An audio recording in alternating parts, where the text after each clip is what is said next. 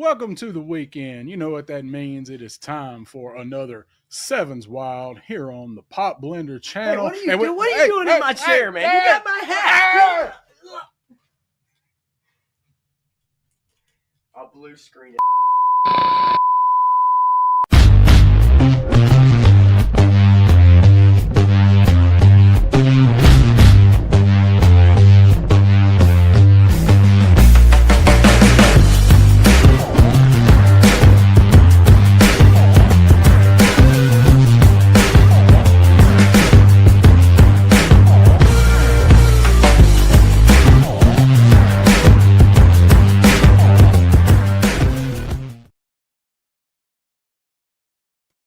Welcome into another Saturday night. Pop Blender Unfiltered. Here we are once again. I hope you like the opening.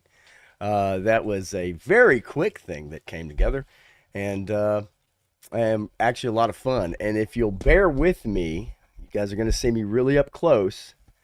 I'm going to zoom out just a tad, just a little. Just a little. Watch this. The magic of editing.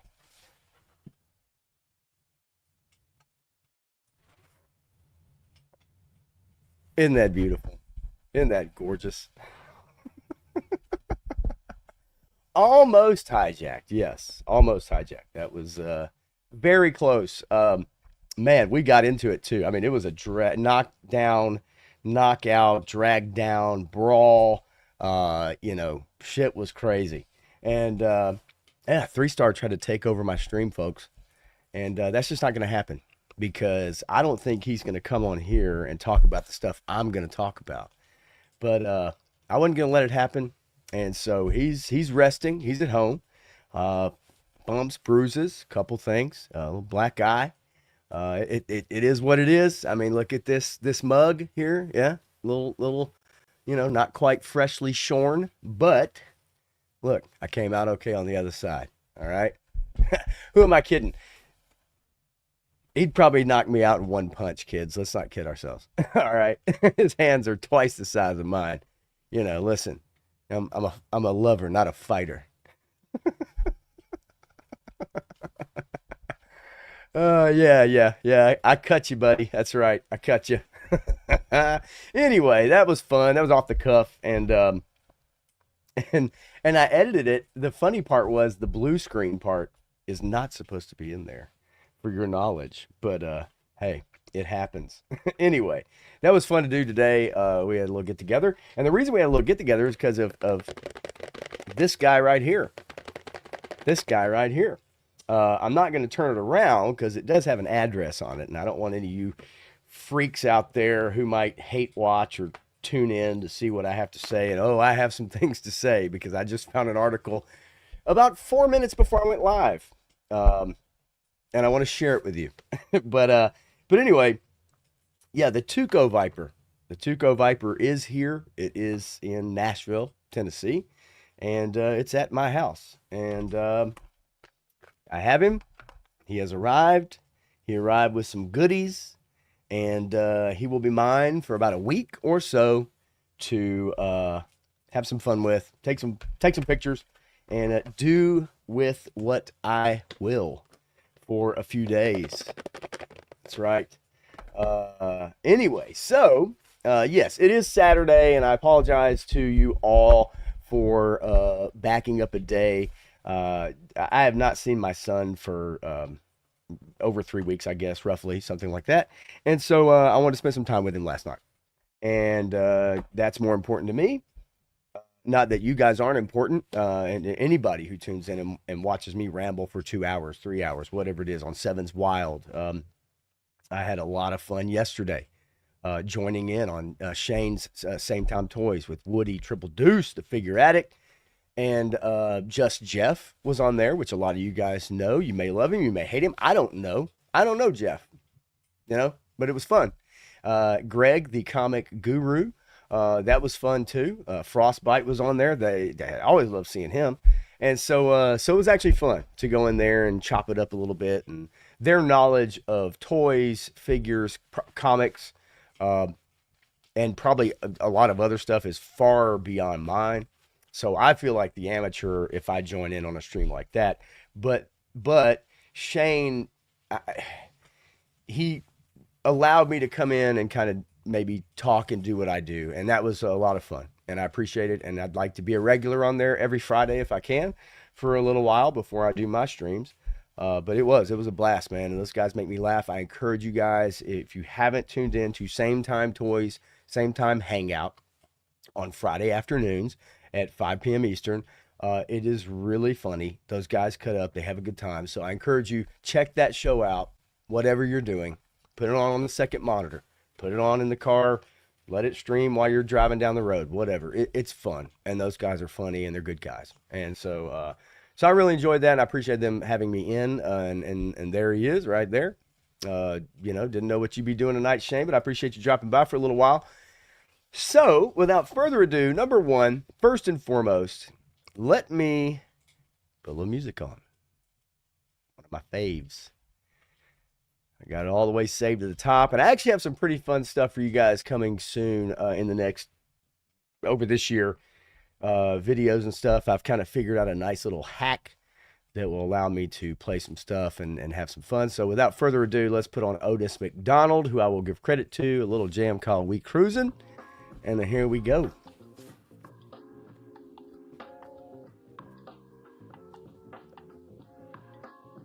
All right, let's get ready. Love you guys, man. I really do appreciate y'all showing up. Makes it so much more fun for me. And it's a little bit different stream than what I do with Matthew. So, not hitting everybody with the banners and throwing stuff up on the screen as far as headlines, I let go. We just kind of take it as it comes and we roll with it. So one thing I do like to do always is what is up with the chat, at least to see who's rolling in here. Frostbite was very early, and I mean super early. Ahoy, pop lovers, and I love you, Frostbite. I do. Fucking awesome. Eric Thurman's in the house. Greetings, Earthlings. I have actually something kind of funny to play here momentarily before I read this article that kind of ties into that, Eric. I think you might kind of find funny. 3-star draw, fist bump, baby. Yeah, he came over today, and we filmed that thing really quickly. It was his idea for the cold opening, and I threw the countdown on it just to maybe give people a little bit extra time, hopefully that a few more people could see it. If you didn't see it, rewind it for a second, go back, watch the cold open with 3-star draw. That was pretty funny and pretty fun to do, and maybe I'll return the favor one day. Loves mules. My sister is in the house. She is at work, probably working harder than everyone else there, and as that is the case for the federal government. Anyway, that's as far as I'm going to go with that. Nonetheless, yes, Eric almost hijacked. Joe Fan 84. What's going on? Hey to you, Frostbite. Fire cracks him up. I know we said hello, but yeah, the fire, it is not here for long. It is not here for long. It is probably going to be gone tomorrow. I'll try to figure out maybe if I can make that happen in the future, but the fireplace kind of getting moved. Or should I say I'll be moving and the fireplace will just kind of be in. No, actually the fireplace is moving. Got a lot of people working on that. A lot of brick delay. A lot of stuff to do. Anyway, so scroll down the list. Sabir Del Norte. I'd say Norte because you probably can't have the little hyphen above the E. Could be wrong. Sabir is here. What's going on? Good to see you. Always a pleasure. Thank you for showing up. Matthew Matson, a moderator on this channel. He is a moderator on probably more channels than people think. But he does have, to an extent, some control actually here. A bit of control. Yeah, I get it, Matthew. We just aren't important enough. Whatever. Stop that. I don't want to hear that noise. Ever. If you watched me on Shane's stream yesterday, you know how important you are to me. nonetheless, let me see. And like I said, Shane is here. Same Time Toys, probably hanging out, maybe doing some customizing, having me on the second screen, throwing me on in the background. I love it. I'm good with that. Woody Triple Deuce is in the house too. Got a little time to hang out. I appreciate it, man. I love you. Love you, love you, love you, man. That was a lot of fun yesterday, and I look forward to doing that more often. For sure. And by all means, Shane, just so you know, I mean, look, man, you guys are knee deep talking about figures, showing stuff off, this and that. Like, I'll jump in there too. I'll jump in there too. I may not know, or I may know what I'm talking about, depending on what it is, but I'll jump in there with you. I'll mix it up a little bit, you know, especially history wise, you know, like origins and stuff like that. So it doesn't always have to be pop culture. I guess that's what I'm trying to say. But I do appreciate you bringing it up yesterday about the MCU and you know, Marvel, and kind of where has that been, where is it headed. And that was a fun topic, and we had fun with Jeff talking about that. Just Jeff and Greg. That was fun, man. I appreciate it. Let's see here. Let me scroll down, make sure I'm not missing anybody. We got about 14 rolling in, and as I've often said, for a lot of people that you know, I talk to people at work and they say, hey, you know, how many people you have tuned in? I'm like, yeah, you never know. I said, it depends, you know, maybe 10, maybe 20, maybe 30 occasionally. Not just on my stream, but maybe like mine and my cousins in particular, or mine and Matthew's. And I said, you know, if you sit in a room and you've got 25 people sitting at tables listening to you talk for 2 to 3 hours, that's a lot of people. It may not sound like it to those that have bigger channels, or maybe those that have larger streams, but that's a great number of people to have who come in. You know, 10, 15, 20, 8, you know, like it's, you know, so if that many people enjoy maybe listening to you, for me, that's important. And so I appreciate you guys that show up every week. And I appreciate anybody that definitely wants to come in and hang out. You may not always agree with me, and I may not always agree with you, but it doesn't matter, right? That's what this is for. That's what this is for. I love it. Nonetheless, I think I kind of got everybody here. Everybody's kind of in the chat, banging back and forth. A little bit here and there. Clint Jorgensen is in the house, still rocking the infrareds for Woody. Hey, yeah, no, Woody, look, the honor is mine. Come on. Kidding me? You guys are awesome. So yeah, man. So as we get into it, I wanted to I wanted to play something that y'all are probably extremely familiar with, because I want to take you to an alternate dimension. Frank Doom on you. I love that name. I love saying that name. Frank Doom on you. Doom on you. And that shit sounds proper, bruh. Woo, woo! Love it. Frank in the house. It's Frostbite just said. Yeah, man. All right. Clint and Frank rounding it out, coming in. We'll have a few more. People bouncing it out. Who knows? I don't even know who's streaming tonight. Y'all probably know. I don't know. I couldn't tell you. Toy Habits. Could be Toy Habits. Could be 3POA. I don't even know those dudes. I don't know. You might like them. You might hate them. I don't know. I don't care. Yeah, hell, Punk might do a random stream tonight. Who knows? I don't know. It doesn't matter. Doesn't matter. You guys pop in and out as you well please. If you like what you hear, stick around. If you don't, bounce out, come back. I love it, baby. I'm all about it. I'm an equal opportunity. I am the what do they say at the free marketplace of ideas. I love that. And I want people to like what they listen to, and sometimes not what they like what they listen to. So, but I'm not going to ramble on, you know, too much about that. But Legend series in the house. He showed up. I was gone already, but he showed up on the Same Time Toys Hangout, Same Time Hangout the other night, and that is a legendary voice, folks. If you don't get a chance to tune in to Legend series, you're missing out. So make sure that you look him up. I know all of you in here know him, so you know what I'm talking about. For those that might be new, Legend series, Legend_series. Check it out. You'll enjoy it. You'll have a good time. His wife's a gem too. Crown Fox Productions. Holy moly. That's a lady that's on top of things. She knows what's up. All right, so let's get into it. I want to play you guys a little intro you're probably familiar with. Bring the music down just a little bit. Yeah. Let's bring Otis McDonald down. There we go. All right, I'm going to share a screen with you guys. You may have seen it. You may have heard it. You might know it. You might love it. So let's play it. There is a fifth dimension, beyond that which is known to man. It is a dimension as vast as space and as timeless as infinity. It is the middle ground between light and shadow, between science and superstition, and it lies between the pit of man's fears and the summit of his knowledge. This is the dimension of imagination.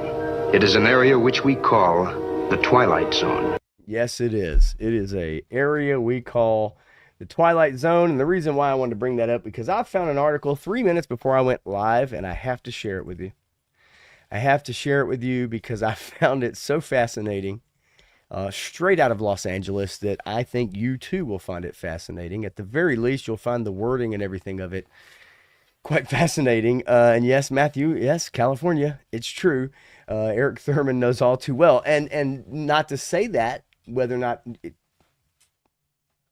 okay, but let's bring Otis McDonald back up because he is my man. He's the jam. There we go, Otis. Come on, baby. Bring the funk back, Otis. Get it back. Get it back. On the one, y'all. All right, let's get back into it. All right. Just want to go over this with you. I hate to hit y'all right off the top of this, but I've got some funny shit saved. I promise you. I have my idiots of the day saved, and we are definitely going to go through that. But I had to share this article and just talk about it. I just wanted to talk about it because I do think it bears mentioning. From the Hollywood Reporter, folks, what fire wants. Understanding the enemy. And there's some interesting shit in here, okay? I'm just gonna tell you. There's some interesting shit in here. Ooh, all right. This was from today, 9:30 a.m.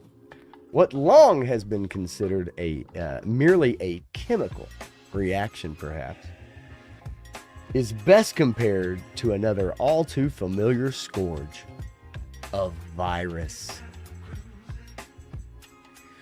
So the Hollywood Reporter is comparing fire to a virus. But what kind of virus, you might ask? Is it the virus of COVID-19? Is it the flu? Is it humanity? We shall find out, shall we? Wraith Mace in the house. What's going on, Wraith Mace? What's up, buddy? Crushing it. Warhammer. All right. What is fire? What is that we are seeing in the flames and smoke consuming Los Angeles at the moment? Since the Enlightenment, it's been defined as a chemical reaction shaped by its physical surroundings. Fire, as physics, has given us torches and forges and put in a machine. It's made possible the burning of fossil biomass. It means we define landscapes in terms of fuels. Then we try to check the physical power of fire on landscapes with physical countermeasures. G.I. Joe fans go crazy. Countermeasures like water, retardants, and engines. It has allowed humanity's firepower to remake the earth, but it has not showed us how to live with fire. A little dramatic, don't you think? Jesus Christ. Another perspective is possible. Fire as biology. Life supplies the oxygen and the fuels that fire requires. The chemistry of fire is a biochemistry. Fire takes apart what photosynthesis puts together. For humans, fire is even a part of our genome. I can't even do this shit. Hang on. I want to look at the camera. All right. I can't see the chat. I apologize, but I want to look this direction. Indulge me. Okay? Indulge me, if you will. All right? Indulge me. Apologize. Oh, shit. Okay. Here we go. Cooking allowed us to have big heads and small guts. As long as terrestrial life has existed, so has fire. For 420 million years, fire and living landscapes have co-evolved. In the hands of humans, life supplies by far the greatest number of ignitions. So is fire alive? It births, breathes, eats, moves, reproduces, leaves, wastes, and dies. Traditional cultures and vernacular expressions often treat it as a living being. Formal knowledge is more cautious. A judgment depends on how life is defined. My own preference is to liken fire to a virus, not itself alive, but dependent on the living world to sustain it. And so it takes on many characteristics of life. Like many new viruses, it flares where broken. Biotas no longer can provide the baffles and barriers that hold its behavior in check. Like a virus, it spreads by contagion. Appropriate countermeasures, G.I. Joe fan, countermeasures, bitches, might be modeled on public health responses to contain epidemics with quarantines, vaccines, and emergency intervention. Hardening against embers, clearing around houses, getting neighbors to adopt protective measures. This is like wearing masks, practicing social distancing, and achieving herding immunity. Oh, the herd. 6 feet, people. 6 feet. 6 feet.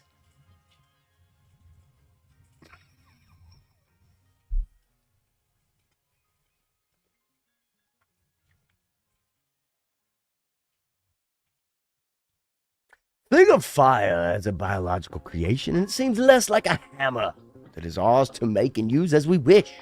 It looks more like a companion, a tame species, for which there are mutual benefits and obligations. Fire not as a terror torch, but a sheepdog, a mere sheepdog. It speaks to fire as a relationship as old as humanity, a friendship that borders on symbiosis, but one that abused can go feral, even rabid. It makes it possible not only to imagine living with fire, but to imagine fire as a part of living itself. I can't, okay. I have not seen the chat for a really long time, so I'm gonna move this over. I'm gonna look at my chat. I apologize. Like I said, indulge me. Indulge me. Same time says, I'm not nearly high enough for this. I don't blame you. Oh boy. If anybody left, trust me, I understand. Fire bad, yes. Clint says London stock market is open Monday. We strike it rich that day, Wraith. Yes, we do. Yeah, it happens, Wraith. Those videos do get stuck in limbo. All right, so nonetheless, say to Pop, where do you find this stuff? I love it. This is Hollywood Reporter. This is an article. This is a real article. This is an article from a writer who is trying to correlate fire as a virus, as it's something that we live with. It births, it dies, it's like they're making it like a person. And what I find kind of really what I find fascinating about this article is, like, it's fucking fire, man. Like, I appreciate the resolve it must take to write this article. I do. I really do. Holy moly. Yeah, right. 3-star, I had the volume down. What the hell are you taking over Gotham again? That's what I'm saying. Like, right? This is like our Halloween stories. Because when I started reading this article, all of a sudden a voice came to my head, and it was like, this is like a documentary. We don't have a good model for fire, how fire can gorge on Pacific Palisades. We don't have a good enough model for repairing the broken relationship that turned such fires loose. But if we intend to live with fire, a better understanding of fire and life might be a good place to start. This is a professor at Arizona State. I would not want to take a course from this professor. I would take a course from myself if I was reading in that fashion, because I would probably have more fun hearing somebody read a fucking Hollywood Reporter article that's trying to tell me that fire is a living, breathing being, that somehow they're conflating that to humans giving birth, living lives, having children. I mean, do you understand that? Like, that takes a lot of balls. And for me, I think that this is somebody, and that's why I put the Twilight Zone, because it's like, look, you've got to be living in the Twilight Zone to sit there and say, I mean, the title, look, I'll bring it back up quickly just so I want to forget. The title of the article is What Fire Wants: Understanding the Enemy.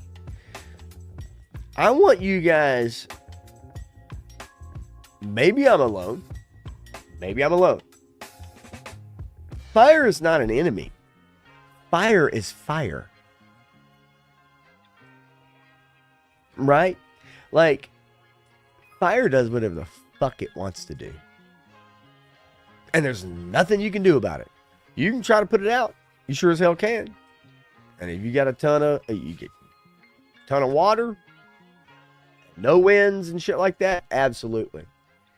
But fire doesn't have an agenda. Fire doesn't have a brain. Fire doesn't have its, like, do people have an agenda? Are there people setting fires? Yes. Are there illegal people setting fires? Yes. Are there legal people setting fires? Yes. Are there fires that just happen because a Coke bottle that got too hot in the sun starts a fire? Is there a cigarette that's thrown out of a window? Yes. Like, but fire doesn't have a fucking brain. Like, to write an article, and this is why.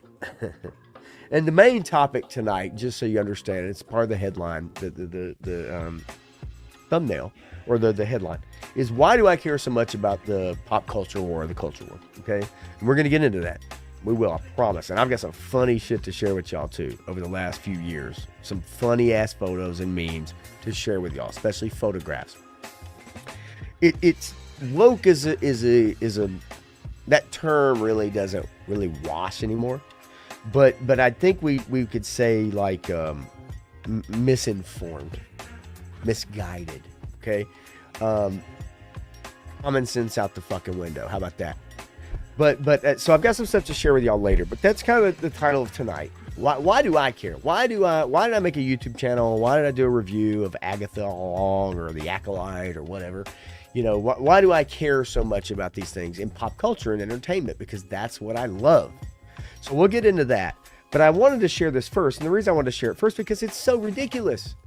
It is ridiculous to write a fucking article trying to act like fire has a brain. Is it the antithesis to photosynthesis? I guess, but humans aren't photosynthesized.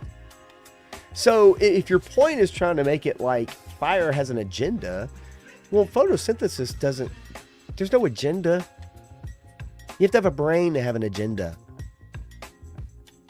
A purpose is different. Agenda is different. So, I'm not trying to get too crazy right now, but I just had to show that. I just wanted to show that. And right here, Eric Thurman, in that neck of the woods, high winds blew down power lines. PG&E is to blame. And yeah. I mean, Frosty, an intimacy coordinator for Disney. Exactly. Yeah, I mean, 3-star draw says, I myself am really worried about the celebrities' houses while people in Appalachia are being kicked out of temporary housing from the floods in the Arctic cold. Exactly. Right? You have people in the Carolinas that are finding out, 12 hours before they're about to get kicked out of their hotel room that they can stay for another day. Right? It's such a... And so what are you supposed to care about? Are you supposed to care about the average median price, $4.7 million in Pacific Palisades? Or are you supposed to care about somebody who makes $37,000 a year with a family of 4? And $400 at the grocery store every time they walk out with a fucking handbasket or a cart? You're going to ask average Americans who they care about. I'll tell you, they're probably, who they're going to choose. Now, my point is that nonetheless, it's still terrible. It's still loss of life. It's still loss of property. It's terrible. It's not good. But when you break it down in binary terms like that, it's like Squid Game. And I'm going to give you my review on Squid Game Season 2. No spoilers. I will give you my thoughts coming up in just a minute. But I wanted to start out with that article because I just found it's so disingenuous. It's so ridiculous. And that's why this is unfiltered. This is why this is my Friday night stream. Because I will say what the fuck I want to say. And I'll talk about what I want to talk about. And this shit is ridiculous to write an article like this right now. If you want to write an article and you want to follow the fires and you want to talk about celebrities that lost their home, fine. Inform people. But to write some shit piece conflating fire having a fucking brain is a writer who works for a rag who doesn't have a fucking brain. Like, get the fuck out of here. I could write that. Pay me right now, Hollywood Reporter, and I'll write an article a day, a shit ass article a day, which is what you have anyway. So you get what you get, right? I'm not a writer. Good God. I mean, come on, man. A key to a door to another dimension. Like, good God almighty. Holy moly, Clint. I am going to get to it. I will tell you my thoughts 100%. Joe Fan 84 has got to bounce out. Evidently, got to run. Got to get. Hey, listen, I get that. Do what you got to do, Joe Fan. I know you're probably gone by now, but I would say absolutely. Always. Family first. Don't bother with this. Catch it on the replay. Come hang out later. Come out on Tuesday night with me and Matthew, man. But I get it. I get it. You got to do what you got to do. 3-star draw says, not that I don't sympathize with people in California. It's awful, but I'm tired about hearing which celeb lost or almost a house. No one goes to talk to Billy and Joanne who can't rebuild with cash. Yeah, absolutely. It just is, right? It just is. Not to get, too deep in that, at least not this week. But, yeah, man, like there's, this is not just one area that's affected, but we also know, and we can't argue, we can't not say, yes, more areas get better coverage than others. East Coast, West Coast, it is what it is. I get it. But there are real people out there that are affected. Now, I know somebody could say, well, that's everywhere. That could be the border. That could be... Yes, but when we're talking about disasters, we're talking about frigid temperatures, we're talking about loss of home and things of that nature, like this, certain areas are going to get covered more than others. That's just the truth of the matter. It's okay. This is nothing new. The Christmas Day bombing in Nashville took a back seat, if I remember right, 2020. Because there was a van in Times Square that didn't do shit. But because the van in Times Square freaked people out, the Nashville bombing got the back seat. Even though everybody and their fucking mother's moving to Nashville. Anyway, all right. And yes, even Maui, right? Fire coverage. As well as, even in the past with tsunamis and other damage, hurricane damage, stuff like that. But anyway, so I just wanted to share that with you guys. I want to start out with that because I just thought it was so ridiculous that this article, I found it 3 minutes, literally 3 minutes before I hit the button. And I just thought it was ridiculous. And I have not delved into this writer's Twitter and all that shit, X, whatever. I almost don't want to. Because it's just going to get me even more fired up. That's probably not where I need to be. But anyway, so enough of that. Let's go ahead and get it off the top here. Bob Uecker. Many of you folks know Bob Uecker. I was going to save this for Matthew on Tuesday, but we do have a little ways to go on this. All right, internet, come on, let's go. I've got some tabs saved. Let's load them up, kids. There we go.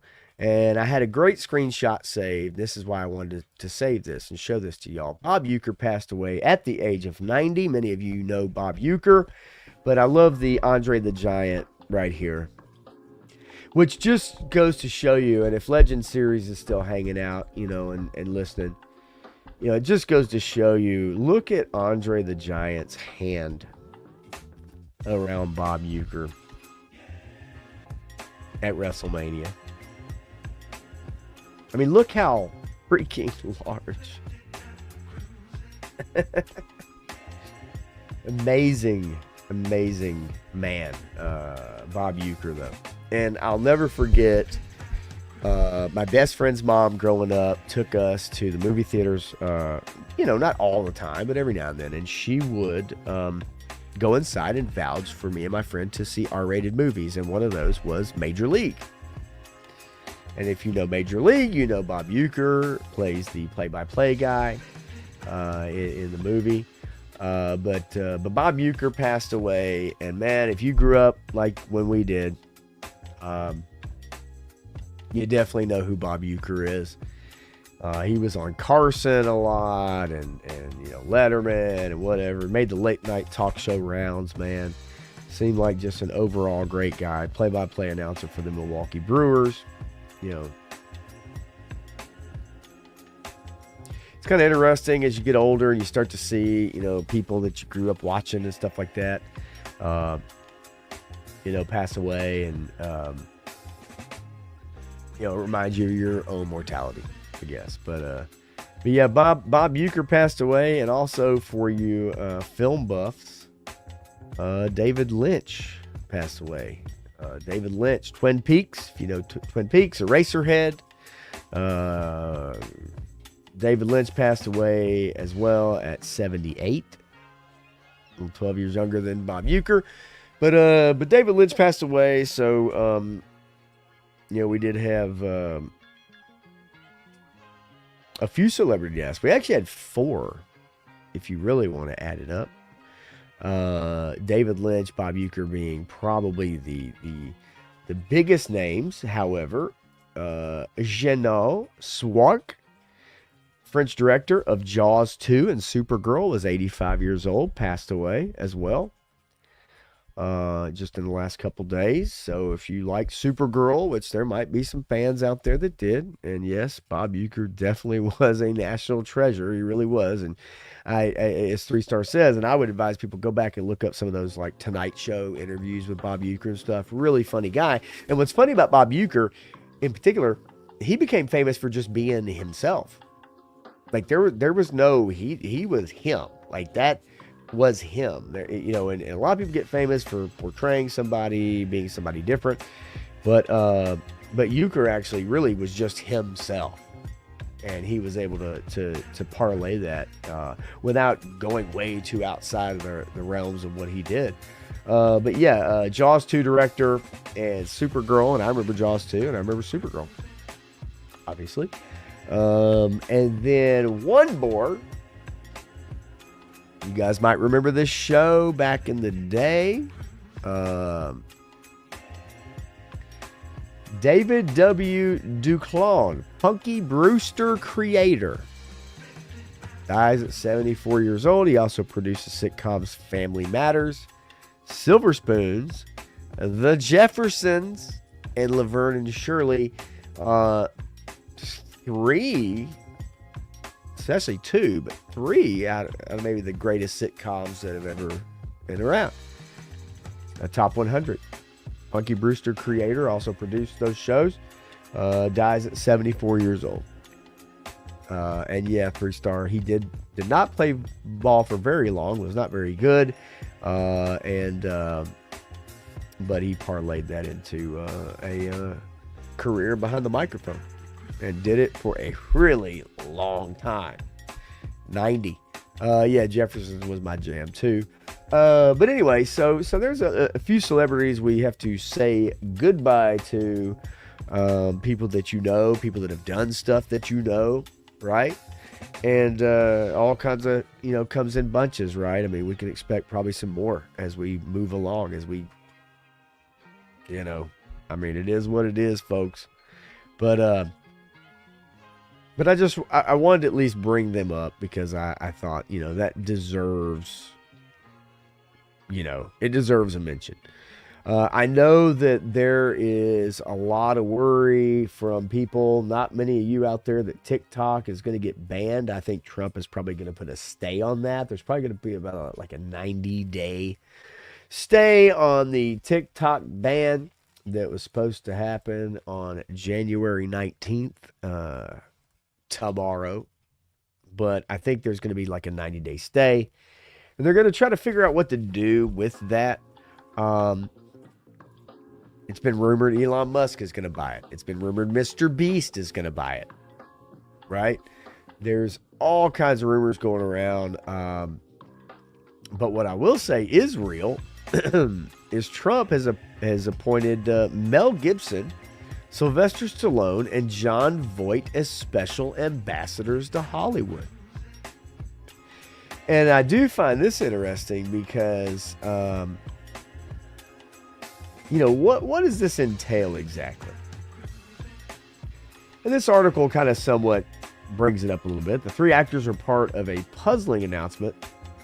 It's my honor to announce Jon Voight, Mel Gibson, and Sylvester Stallone to be special ambassadors to the great but very troubled place, Hollywood, California. They will serve as special envoys to me for the purpose of bringing Hollywood, which has lost much business over the last 4 years, to foreign countries, back bigger, better, and stronger than ever before, using his phrase. These three very talented people will be my eyes and ears, and I will get done what they suggest. It will again be like the United States of America itself, the golden age of Hollywood. It's kind of interesting because Gibson basically says he didn't even know about it until Trump announced it, which means they had no contact beforehand. Which I find fascinating because Gibson is Australian.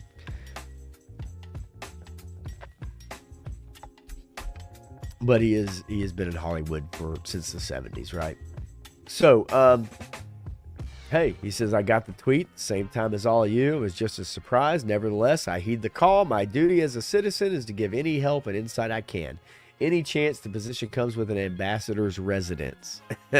So Mel's already fighting for, hey, you got a place to live out here? You think you can set me up with a house? I'm sure that's probably going to happen. Jon Voight says, I'm old enough to have touched some years of the golden age of Hollywood, and I've seen its slow deterioration since then. Today, we are in pretty bad shape. Very few films are made here now. But we're fortunate to have an incoming president who wants to restore Hollywood to its former glory. And with his help, I feel we can get it done. So, it's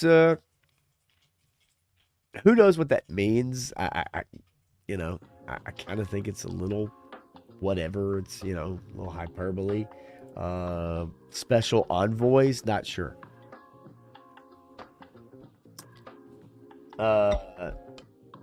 Yeah, CapCut. I don't use CapCut, and I have not used CapCut. Right? I've never used CapCut. I know it's very popular, and actually, I probably in Sabir, yeah, dream job, right? Of course, those guys have had dream jobs for a long time, so this is probably just one more notch, right? One more notch, which would be cool to add. I mean, who? Listen, let's not kid ourselves, all right? If the president, whatever president, came to you probably and said, "Hey, would you be my special envoy to the service industry, to bartenders, to yeah, okay, right?" Like, well, what? I don't know. Yeah, sure. So Hollywood, yeah, absolutely. Frostbite says, I've said no to TikTok being in my house. Yeah, it's just not something I've ever used. And I guess as somebody that's a bit older, it's just not something, it's not one of those things where I was like, no, I refuse to learn it. I'm old school. Like that's how I feel about things. It's just not something that I really cared to do or deal with. Look, Snapchat, right? Videos that disappear supposedly after a certain amount of time. What was the early video cut service? Vine. You had Vine, 30-second little, you could take a 30-second and then you could, make you go back and forth, whatever the fuck it was. Vine, there's been different things like that. But I feel like, TikTok was just something that, like, to me, it's like YouTube Shorts, I guess. Right? It's all my son watches anymore, practically. He does watch long-form videos, but he does watch YouTube Shorts. And a lot of people do. But yeah, for me, that's kind of what it's like. TikTok was just not my thing. Frostbite says, nah, it's more like, do you allow the Chinese government... Okay. Do you allow the Chinese government to access your files, location, and anything else they want to on your device? Yes, that freaks me out also, Frosty. And that's why, like, as time went on, I was more like, nah, I'm good. Now, there's plenty of other products out there that we probably consume and watch and enjoy and do or whatever that gather our information every day. As soon as you buy a new phone, enable location services, right? Whatever it is. Use the navigation. That's all it's doing. But I think right now, it is very real that people are like, hey, you know what? I'm probably not good with all my metadata and all my data being gathered up by the Chinese government, right? And that's something that I think is a new thing that people are wary of, but I think that's a good thing to be wary of and to understand that, because that is what has been happening. Clint says, look at who gets the most views on TikTok, then you understand why they're getting rid of TikTok. Yes. Unfortunately for YouTube, some of that stuff is invading as well. And that's, I kind of hate that. Because look, as much as I like pretty ladies, as much as I like, hey, look, I might be 50 years old, but doesn't mean I don't like looking at a 25-year-old woman. Okay, I'm not stupid. But I can see where this is headed. We all can see where this is all filtering, and it's been that way for a long time. And while our interests may be probably different at this point in our lives, if I think about myself at 22 or 19, like I get it, right? I don't like it now, but I get it. So it's tough. It's a tough balance. Tough balance for me. Samir says, doesn't really appeal to me. And yes, Clint, you do have more to worry about than the U.S. government watching you than China. I agree with that 100%. But yeah, it's kind of weird. And, Truth Social also was kind of, it's one of those things. I mean, Rumble. I mean, you've got the Blue Sky, which, there's, I don't trust that shit. I don't trust that shit. And Blue Sky in particular, man. I don't mind liberal friends. I don't mind, but it's the like 1% of 0.1%, 0.5% of that really give people a bad name. And it works the other way too. But says Trump gets the most views on TikTok per day, then Charlie Kirk. I get that. That was their concern. Their views destroyed Taylor Swift views on TikTok. Yeah, it's interesting. And welcome in Graf. Says they've already shared swap for money, the big data they've collected from you on all the apps. They're already making AI replacements of you. It is kind of funny, but that is an interesting way to look at it. And yeah, in a way though, yeah, Sabir says there's no cap in that. I agree. You need humans. You need humans buying in. You need humans spending money. I mean, it just is, right? But you got Red Note coming up, right? Red Note, that's being downloaded by, thousands and thousands of people. Just to give you an idea quickly, I did save this as well about Red Note. That's the new TikTok. It says post about your LG TV Plus gods there and see what happens. You absolute moron. Antonio Chavez is actually a really funny X account. I recommend you guys check it out. But right here it says the Surfs, which if you know anything about that, the Surfs on YouTube. I downloaded the app and checked it out, and it's currently thousands of people from America and China all laughing and memeing together. Chinese users will post a cat saying, "I'm stealing your cat's data." And then they laugh and share cat photos with each other. Ha ha ha ha ha ha ha. Right. Sadly, there's people that stupid, right? But Red Note has all of a sudden shot up, and then you have people shilling here for that. Be very wary, friends. Be very wary.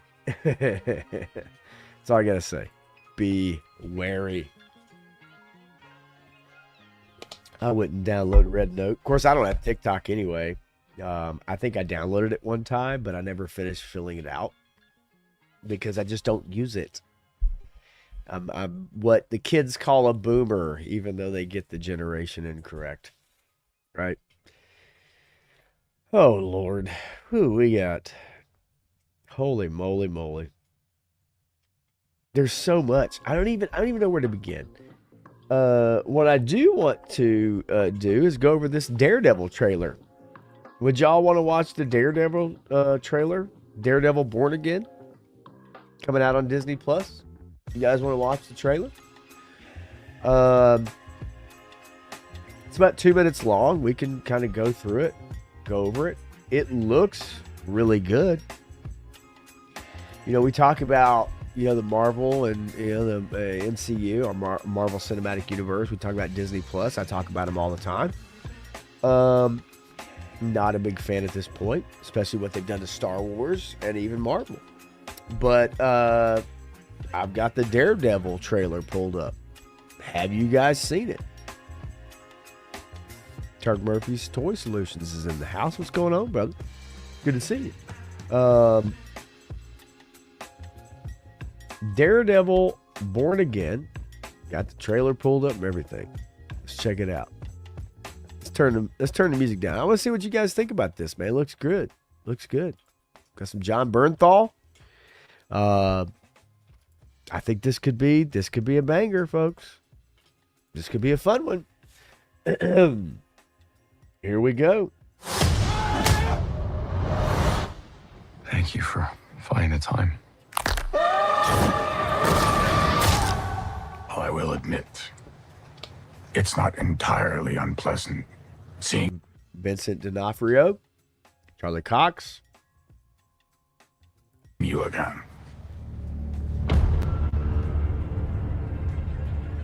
A lot of time has passed. By the look of it, you've come up in the world.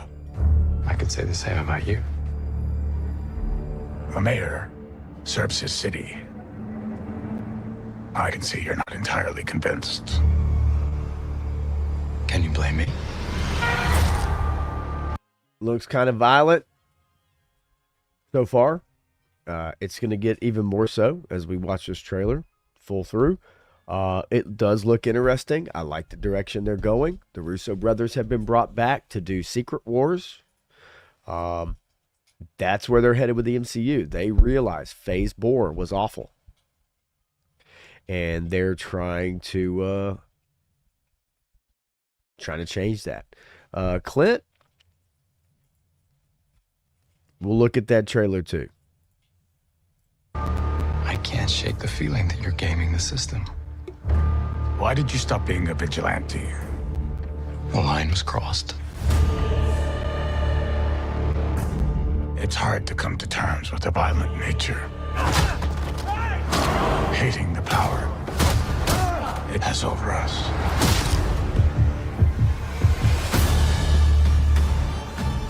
This city can't go unchecked. So far, so good. I'm liking it.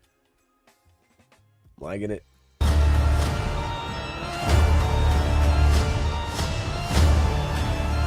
Sometimes peace needs to be broken. And chaos must reign. Frank!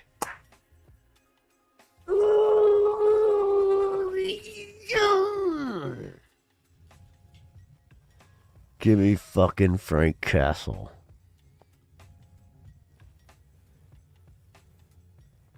If you haven't watched Daredevil on Netflix, it's probably the best that they ever did. Period. Yes. Am I putting the hatchet down? I was raised to believe in grace.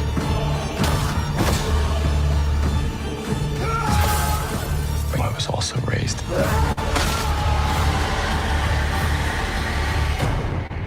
to believe in retribution. Hell yes.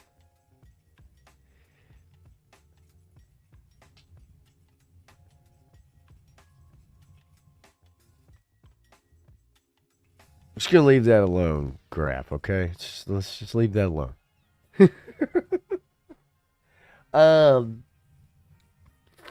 Man. Now, some people have said, look, why would a blind guy need different colored helmets? I get it, right? It's pretty funny. But this does look good. I will hold reserve judgment. I'm about to talk about Squid Game Season 2. We're going to get into that. So I wasn't going to just get political with you guys. I do want to talk about some shows and stuff. You know, I want to entertain y'all, and I don't want to bore you with just politics and stuff. So, what do y'all think? Like, what do y'all think so far? I know I kind of broke that up a little bit, but are you excited? Are you looking forward to this? Like, do you even care anymore? Like, have they broken your trust?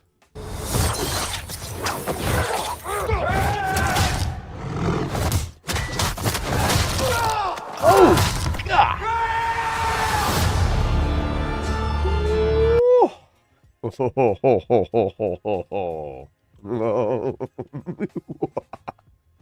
Yeah, I'll be watching. See, this is the problem, right? Because no matter how much we get beat down by these companies, right? Then they'll tease you with 2 minutes of something and they'll just suck you right back in. I hate it. But it's always been that way, right? Let me look at C really quickly. Yeah, very patriotic of Kingpin to wear a U.S. flag pin. I agree. um, yeah, Spear says I'll be watching. Right? Yeah. I will be too. Frostbite says, well, they are British, but I'm glad you like them. Clint talking about, don't show the Better Man trailer, but I'm a fan. I am a fan, but your channel may never recover. Yeah, because that no one really can grasp that. I think the effect of the Better Man is the problem with it. And the trailer didn't do it any favors, Clint. I've actually heard good things about it, though. Heard good things about it. Sabir isn't Star Wars under Disney, so I'm curious outside of Andor's return, and I'm with you. Best thing that they've done, Disney Star Wars, is Andor. I'm a hard not interested in the new Star Wars. I'm with you there, Sabir, as well. 3 stars says, looks good. They'll probably throw some lesbian witches in it for good measure, and yes, they probably will. Oh, God, I can't. I can't wait till next week. I really can't wait till next week. Oh, my God. All right, so, anyway, yes. But, yeah, I'm excited. This is the first MCU thing I've been excited for since 2019. Something like that. 2019, I guess it was. That was Endgame, right? Right before COVID. Because, good God, I'm sorry, y'all, but Phase 4 was just brutal. Just awful. And so, yeah, I'm looking forward to this, man. You know, it's going to come out, what is it? Let's see, kill the volume on it. March the 4th. So March the 4th, we get Daredevil, and then later on in the month, we get Captain America, Sam Wilson. So we'll see. We shall see. But I am excited. I do want to see it. And look, I'm not, by any means, I'm not the biggest Daredevil fan. Now, Punisher, and I'm glad they're bringing him in. And I hope they say, hey, this is for adults. I'm good with that. I don't need a kiddie Marvel show right now. I need something dark. I need something that whoops ass. I need to see Punisher with skull on his fucking chest, and not this new comic shit, whatever they pulled the last couple years. I need the real deal Holyfield. Period. All right.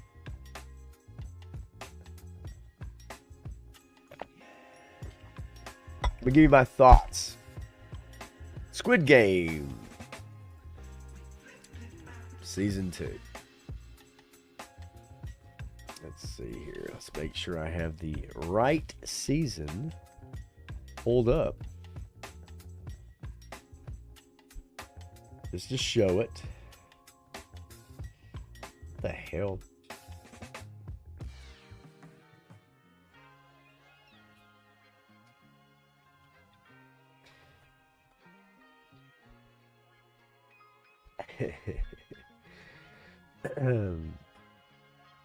That's so funny. Interesting. I go it says Squid Game season 2. I bring it up, go to Rotten Tomatoes, and it brings up season 1. It's like the first thing it does. That's the weirdest thing. It doesn't really matter. Look, you guys, I don't need to show you shit. Have you seen Squid Game season 2? That's what I want to know.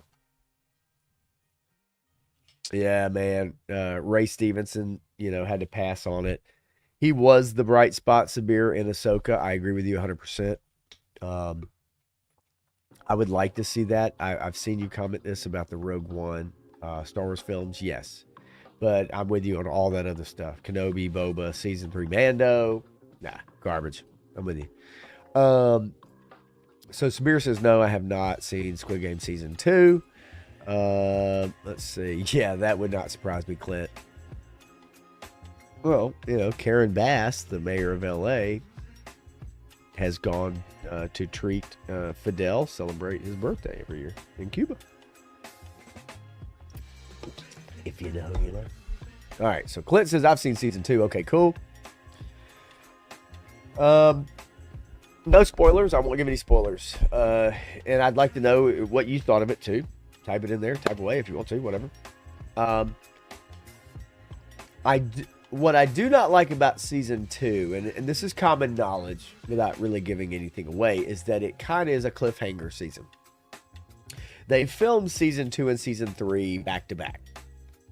So they've got their footage, right? They're probably in the editing room, special effects, whatever, right now as we speak. It's probably going to come out this summer. They don't need to let a lot of time go between it, even though this was the 3rd most watched show on Netflix, from what I understand, behind Squid Game Season 1 and Wednesday. Okay? So this is like the 3rd most watched show ever. Just, right? Past Stranger Things, everything. So Squid Game, rather, resonated with a lot of people because it is a upper class, lower class. It is a winner take all, or, do you root for people to stick together? It has family ties in it, right? Season 1 had family themes in it. People trying to take care of each other. Hey, join me. I'll join you. Hey, no, we don't want you on my team. Get the hell out of here, right? Misconceptions, everything. Misunderstandings galore, just like an episode of Three's Company, right? Squid Game, season 1, Three's Company. But season 1 had with it a new property, B, 9 episodes, C, character development. That's 3 things that this season doesn't have going for it. Okay? So, it's not a new property. It has 7 episodes. And the character development is limited to just a few characters. And unfortunately, within the season, in order to keep you, the viewer, interested, they had to kind of create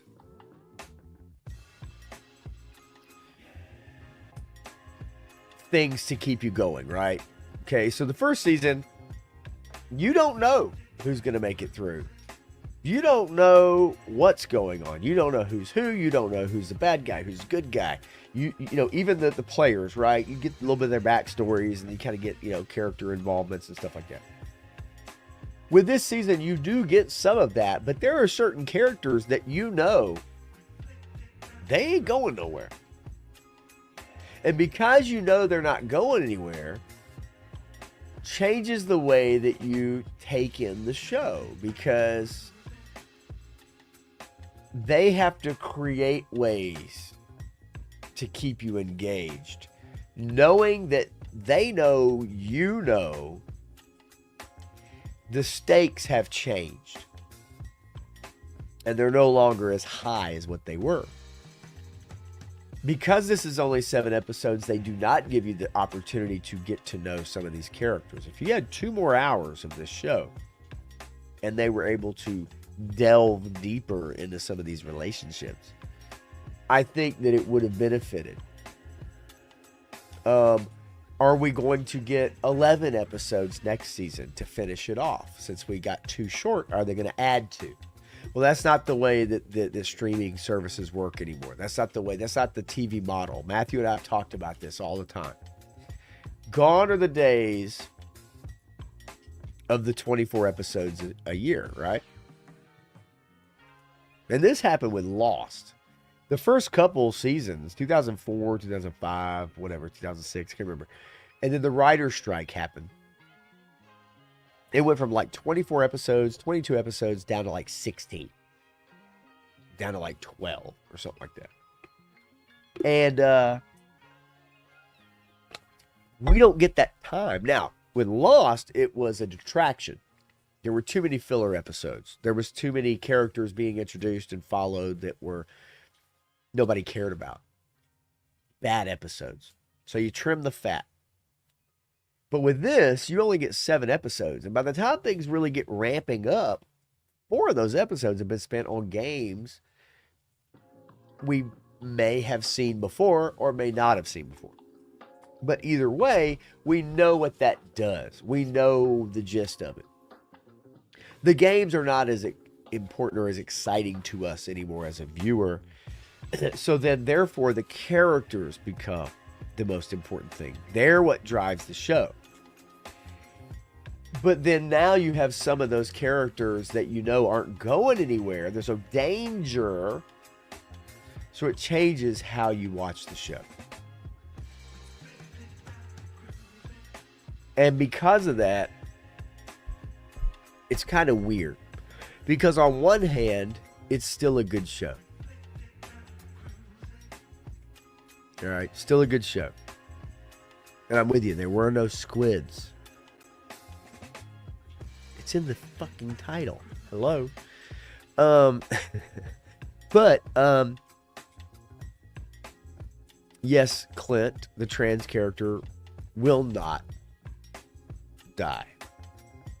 That's a spoiler. So be it. It doesn't matter.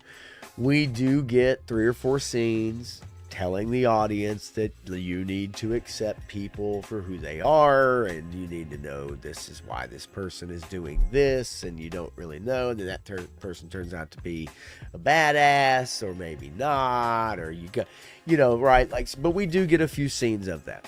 It is what it is. I mean, it's just not unusual to Hollywood, but we do get that. They want to let you know that you need to be open-minded. You know, I think we're all mostly open-minded, but they want to make sure you know you, Squid Game viewer, need to be open-minded.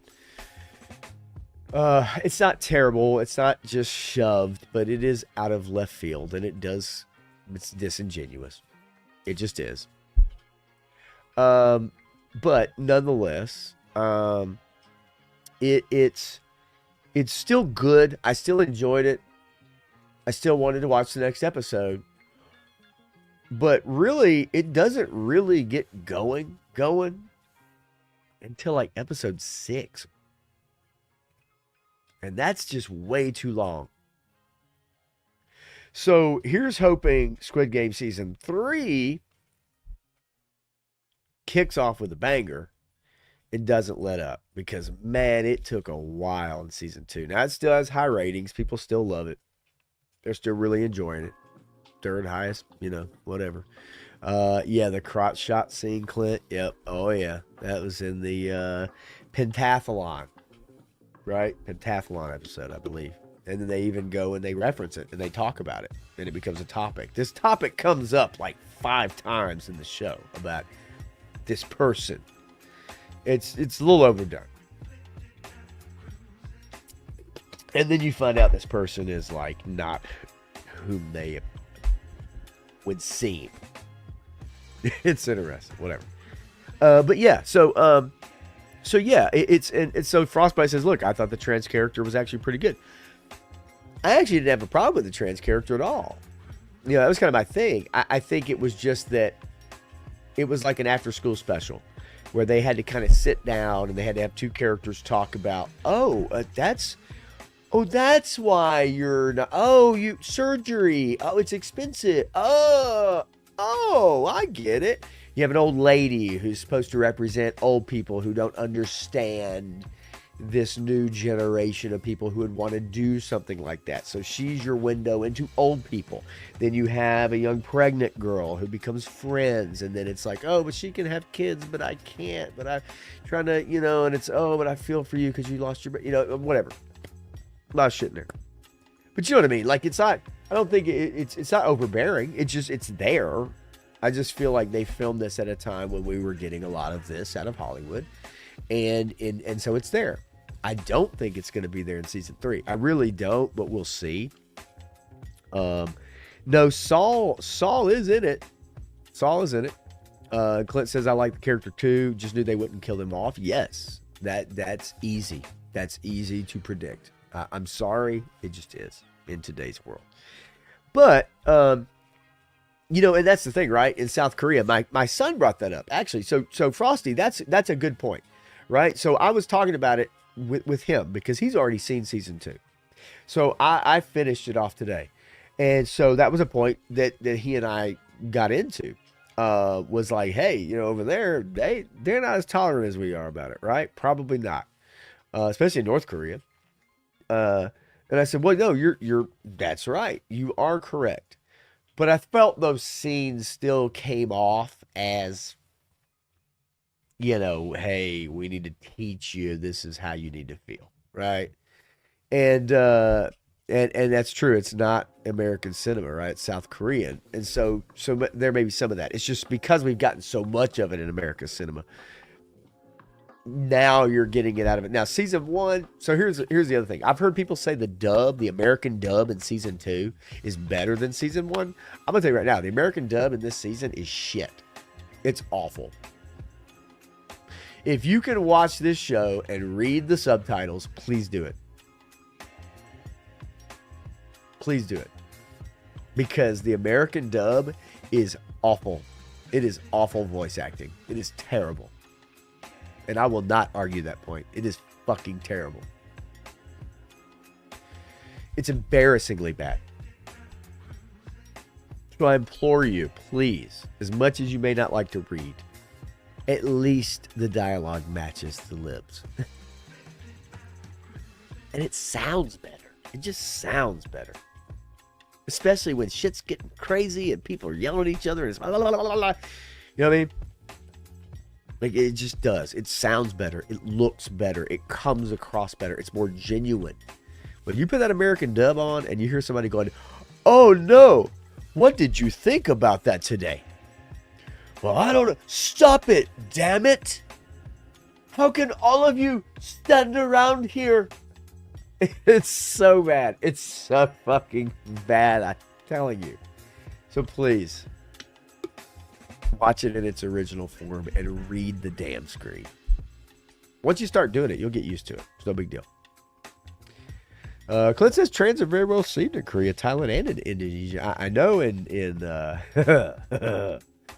I know in the Philippines they are. Thailand too. Graf says they should have a dubbing track where the voice actors inhaled helium before delivering lines. I watch a lot of shows like that. I actually would too. But yeah, no, the original version, read the subtitles. It's worth it. It's worth your time. I promise you it is. It's so much better that way. But anyway, so look, I'm gonna tell you right. I'm gonna give 1 thumb up, not 2. Give you 1 thumb up. Is it worth your time? I think it's worth watching. It just takes like 5 episodes to really get going. There are subplots, but will you find it interesting? I think you will. If you like the first season, you will like this. Unfortunately, I just don't know. The games can only hold so much, right? Unless you just enjoy watching people die and like this, basically the same way. They just get shot. It's not creative. It's like, oh, you ran out of time. Okay, oh, you didn't make it past the finish line. Oh, you didn't get that door. Right? Like it's not creative death. So it's not like your typical maybe, horror or whatever. So, but the joy is in the details. The joy is in the interpersonal. The joy is in that. So, and as Clint said, I enjoyed it, and Clint, I did too. I did enjoy it, and I will be watching season 3.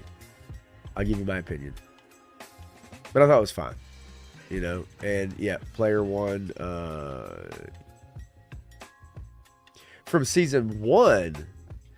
Here, I mean, I don't want to spoil anything, right? Player 1, 001. Watch it. You'll find out. It's interesting. Just like player 1 from last season. Anyway. Oh, Lord. But yeah, no, I did. And so check it out. I think you guys will dig it. I mean, it's still worth it. I think the acting is great. But again, I implore you, watch it with the dubs. Please. Since Better Man was brought up, I'm going to bring it up.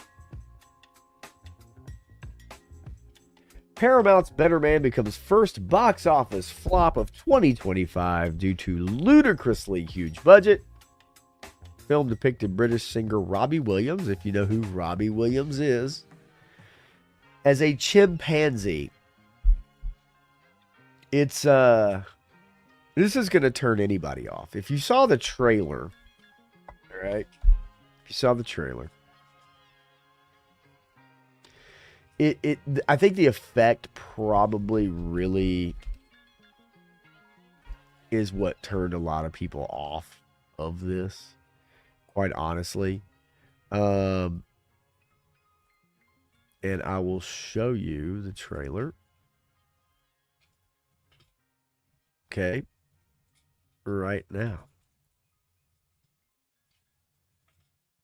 The biggest pop stars in the world.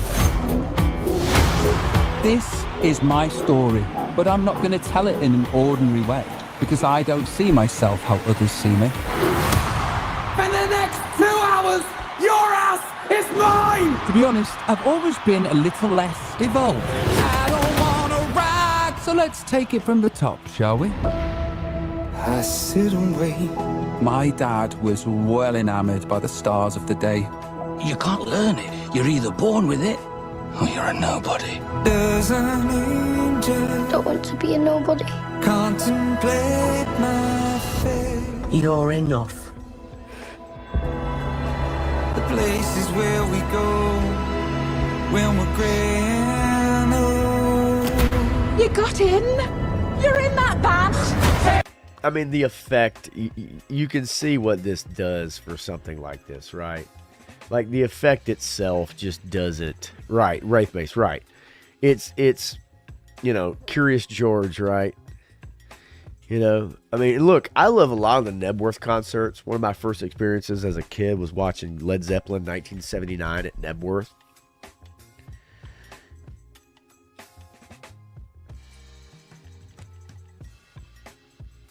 Is Robbie Williams deserving of a biopic? You know, for those overseas, you know, you'd know a lot more than myself, I would assume.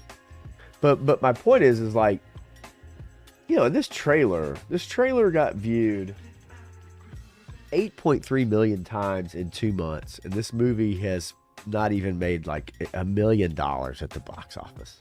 I mean, what does that tell you? 8 million people watched this trailer. 8 million people watched this trailer. 14,000 upvoted. 2.7 thousand downvotes. So people didn't even feel the need to like it or comment. Nobody cares. It's got 2,300 comments out of 8 million views. That's like those. I'm not going to get into it here. But it's like those things where it's like, yeah, I 1,500 subscribers. And you do a video and it's got like 2 comments. It's got like 1 comment. You know, so it's like, oh, that's not good metrics, my friend. But my point being, though, is that, you know, this is not a good metric. 8 million views, 14,000 thumbs up, 2.7 down. 2,300 comments. I mean, whew, nobody's interested in this, right? And yes, sticking it in January is a bad idea. Clint says Gary Barlow is the blonde heel. Gary's a really nice guy. I just, you know, and it's Paramount, right? Yeah, we know when they took Star Trek. Look, I don't trust Paramount. Now, a lot of people say, hey, you've got the Taylor Sheridan stuff and all that. That stuff is really formulaic to me. Really formulaic. I understand why it works, right? I do, right? But that's all Paramount has. Frosty says, I would rather watch The Acolyte than watch this movie. Not because Robbie Williams isn't great, but I just don't give a shit about hearing about his life. And that's the problem. No one knows about Robbie Williams, nor do they give a shit about his life. And if his life, the worst part about his life was that his dad was enamored with Frank Sinatra and his mom told him he could be a star if he wanted to. And then he did some drugs and slept with some chicks and like is still singing to this day. That's not a very interesting story. It's just not.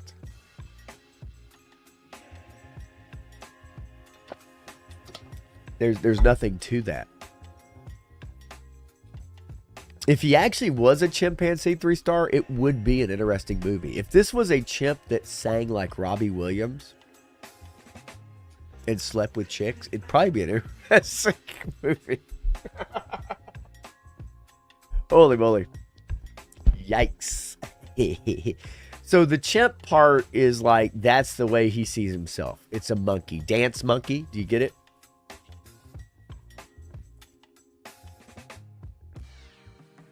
Like that's the whole dance monkey thing. He sees himself as a monkey. And actually, yeah, he is actually a good singer. Him being a chimp is about the monkey on his, or chimp is about the monkey on his back, which is what? You know what? I would rather hear George Michael sing the song Monkey off the Faith record than see Robbie Williams depicted as a chimp in this movie for 2 hours. That's just myself.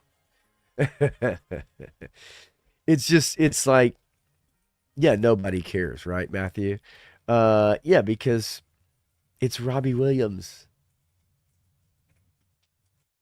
It's not Robin Williams. Jesus. Come on, man. Do you guys want to know what the budget was for this movie, by the way? I'm just curious. I'm just curious. $110 million. And it has yet, I think, to break a million box office. Let's see the numbers. We got time. The numbers. Better Man. Financial information. And away we go. Oh, shit. Okay, here we go. Here we go. On a $110 million budget, this movie has made $1.6 million at the domestic. $10 million internationally, which I would expect it to do better internationally, right? I would anticipate that this would have done better overseas, obviously, especially in the UK. $11.9 million on a $110 million budget. Who thought at Paramount it was worth $110 million to tell us the story of Robbie Williams? And not only that, do it in chimp form.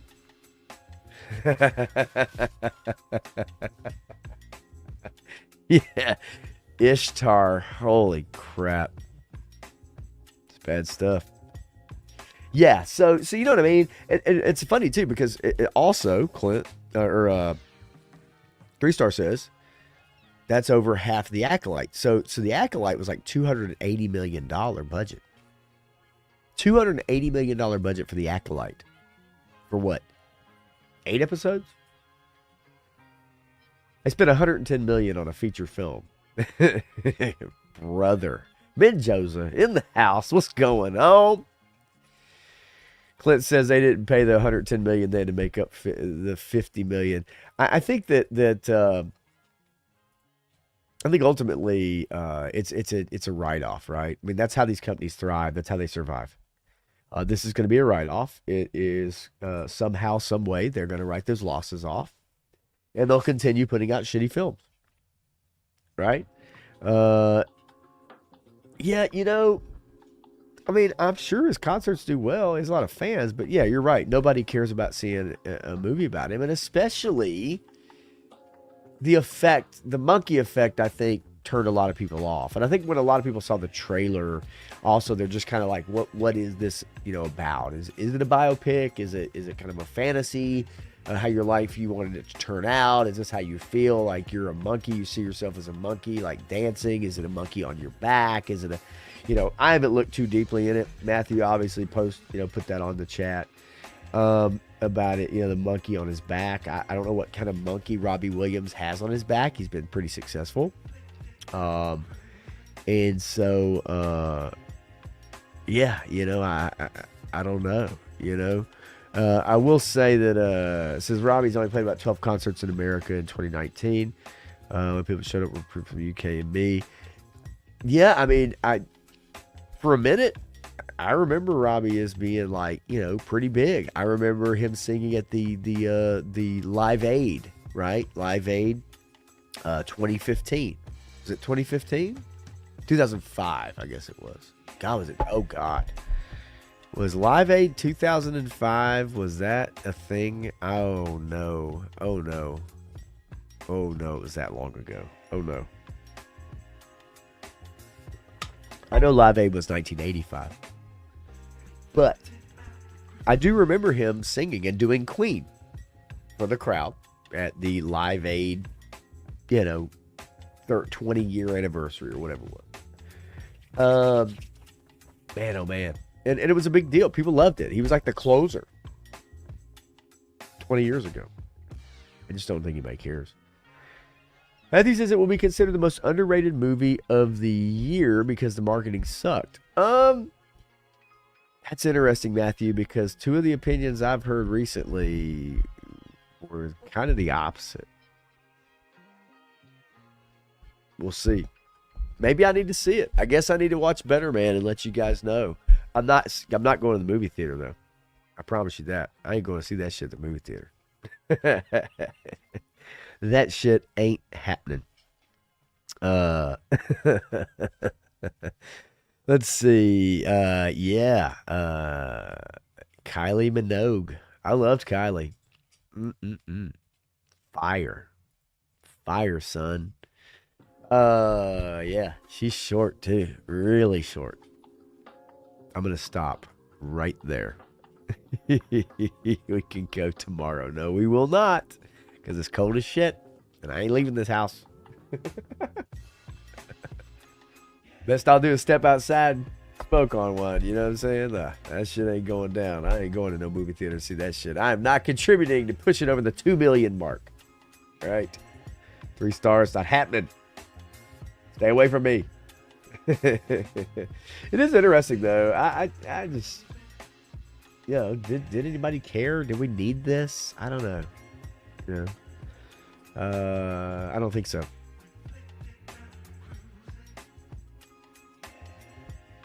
I don't think so. Let's see here, my friends.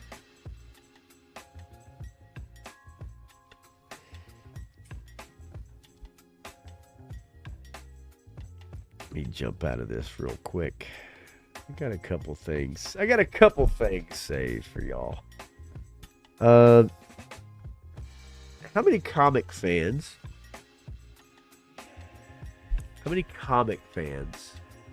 are out there? And the reason I ask is because I did see this news just pop up recently about Dan Slott.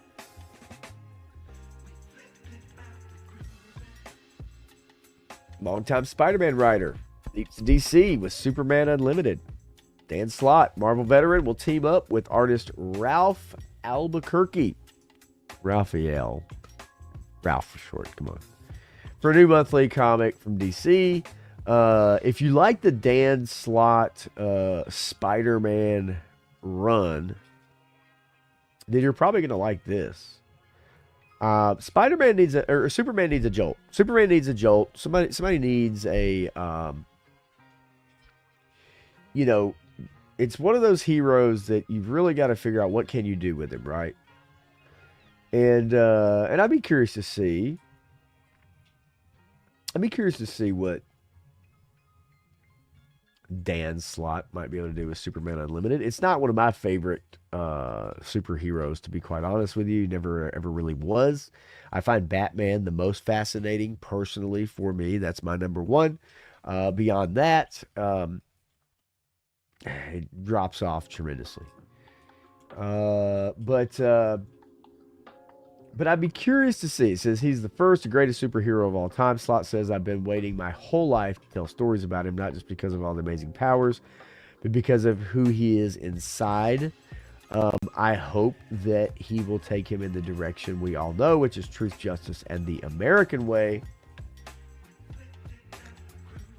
And we will not see panels of Superman getting chastised for not being able to save people from COVID-19, like we've seen recently. Yeah, I mean, Amazing Spider-Man, Fantastic Four, Silver Surfer, She-Hulk, Mighty Avengers, Superior Spider-Man. You know, if any of y'all like those. It says with Spider-Man slot masterminded storylines, it's all Spidey. Switch bodies with Dr. Ock. That's probably the most famous one there, which, you know, a lot of people did like. A lot of people did like that. Superior Spider-Man. And then fight a Carnage Green Goblin hybrid, though they sometimes generated controversy with fans. And maybe, even maybe a death threat or two. Who doesn't get those anymore? I'm waiting on my first. The comics were among the top... Thank you, Range Rover, asshole. The comics were among the top sellers of the 2010s, and some were influences on Sony Animation's Spider-Man Into the Spider-Verse, which is a pretty big influence. Which that movie is actually pretty cool. I gotta admit, I do like the Into the Spider-Verse. I thought those were pretty cool. The second one kind of ends weird and it leaves you kind of hanging, and I thought that's pretty shitty. But overall, I thought those were pretty good movies. That animation, you may or may not like that Spider-Verse animation. I maybe talked about it with Matthew a few times. May or may not like that animation, but I thought it was pretty cool. You know, I thought it was pretty good.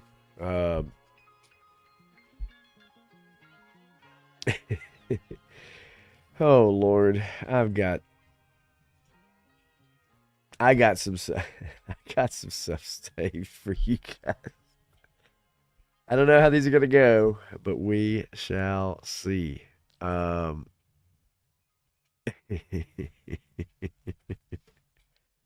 we get to my idiots of the day and some of so what I did, just to give y'all an idea, and yes, please hit the like button, super fans, if you can. It's super low key. Todd C dropping in.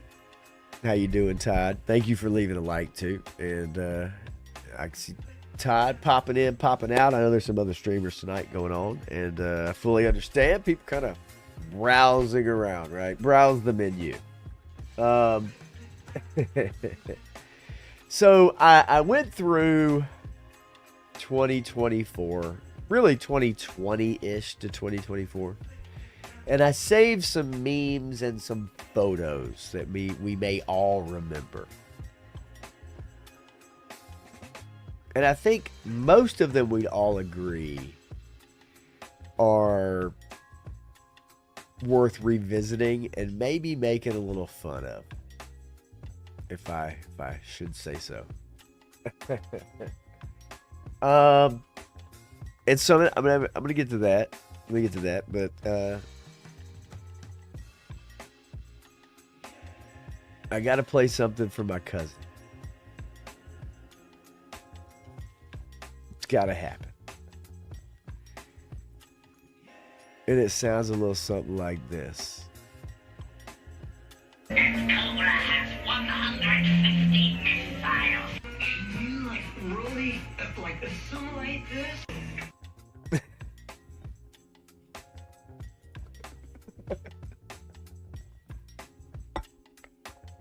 Holy moly.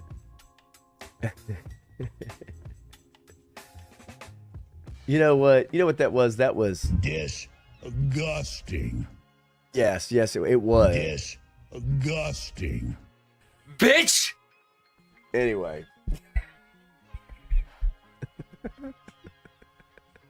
And then some people, I'm surprised some people haven't come here and said, You go to hell! You go to hell and you die! I'm shocked. I'm shocked I have not heard that yet. I'm sure I will one day. Because after some of these pictures, I might. Yeah, right? No, actually, that is short enough actually. Short enough that I don't think I will get a strike, Clint. I don't think I will. Maybe a claim. Maybe a claim. I got a few others. When we were kids, we had the Red Rockets Glare. He had it on VHS. Probably still has it. Red Rockets Glare on VHS. And we used to pop it in. And there was this moment where we were watching it. And there's a moment in it where the Crimson Twins are in a plane and the pilot says, "Hey, do you want me to land?" or something like that. And they say, "No, thank you. We'll just," and they're like, they hop out of the plane. And then, but the thing is we watched that scene, but then we wanted to rewind it to find a scene of the whale cruising across the water, and it sounded like a big fart. It was like, we used to laugh about it. So we tried to rewind it, and when the tape played, it put together a scene that came out a little bit like this. I'll give it one more time.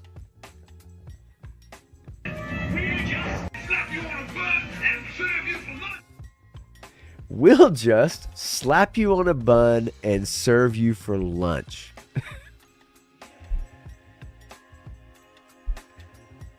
One more time.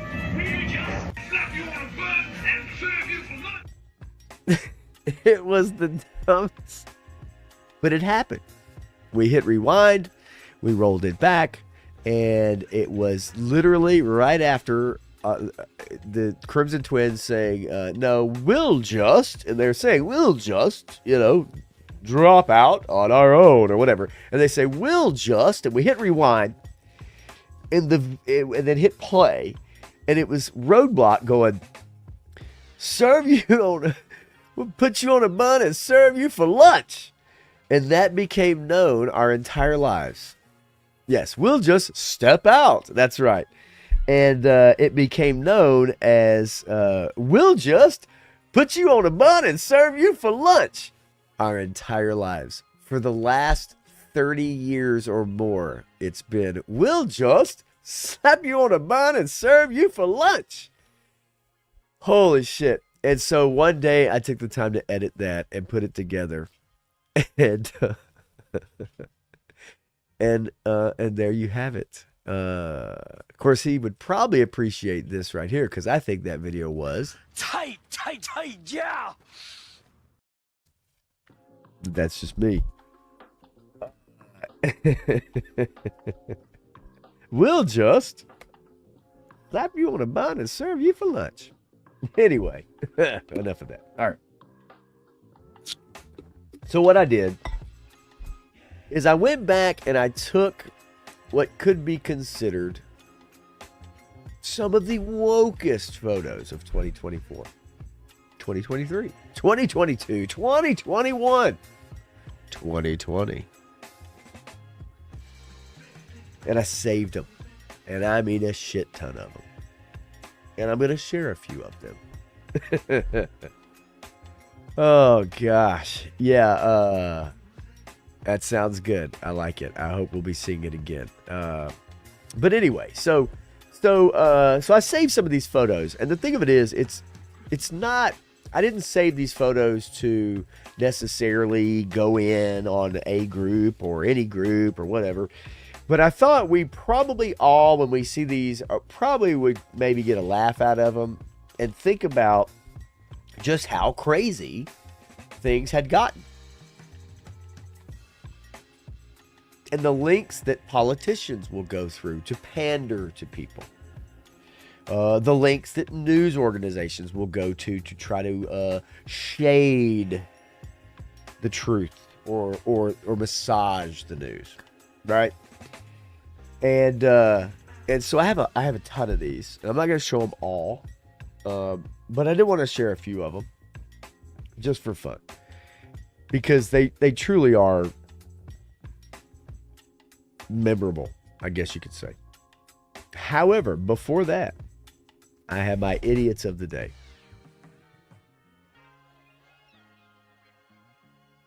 Oh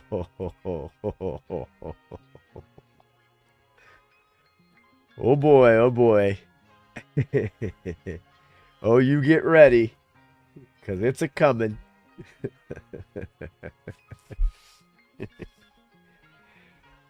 Woo! Here we go, ladies and gentlemen. It is a clown world we're living in. I wanna see you out that door, baby. Bye, bye, bye. 8:21 here on the air. We're experiencing very strong shaking. Need to get under the desk. All right, we're going to go to break. We'll be right back. after We'll be right this. back. Wow.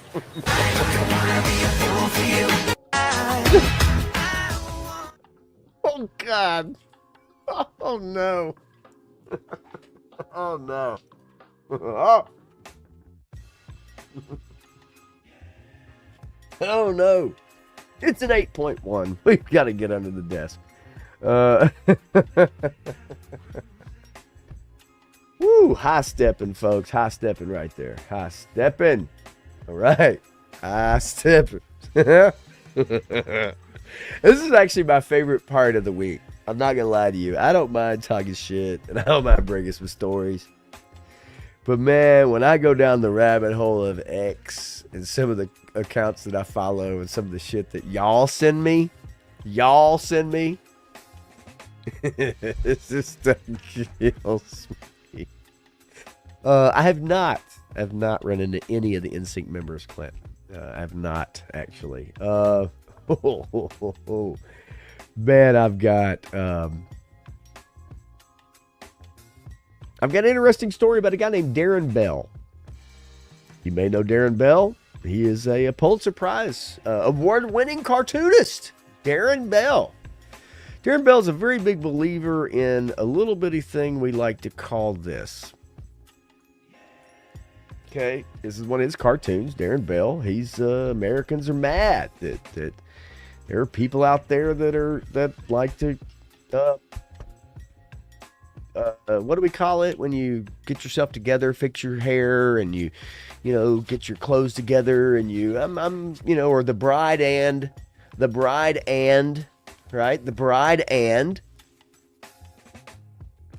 he's kind of mad about that.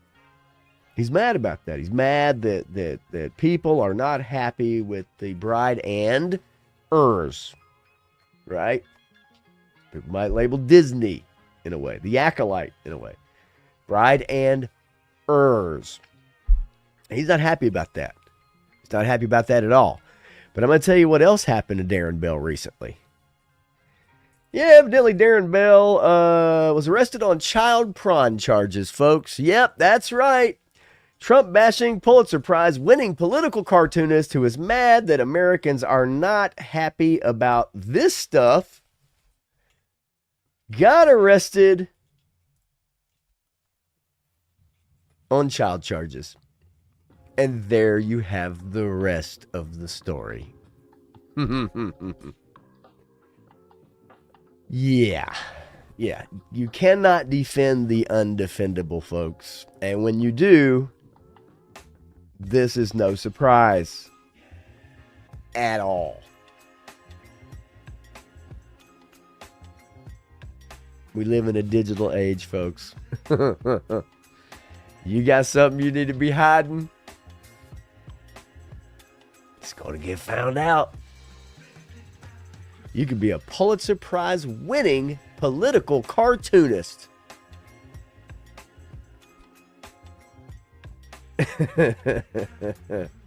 Yeah, that's a bad day for somebody. Bad day for him. So yeah, that name, Darren Bell. What a great fella. I want to show you a slide that was designed that obviously whoever designed this slide hates children. They hate children so much, they designed a slide.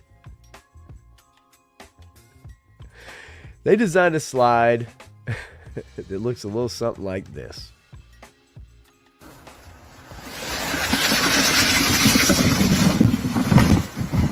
Oh, God.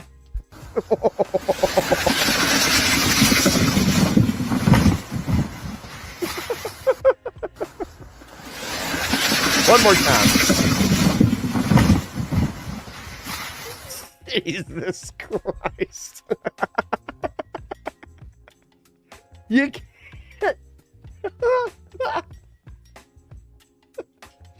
You can't put 90-degree angles on a slide, Hugo. That shit don't work.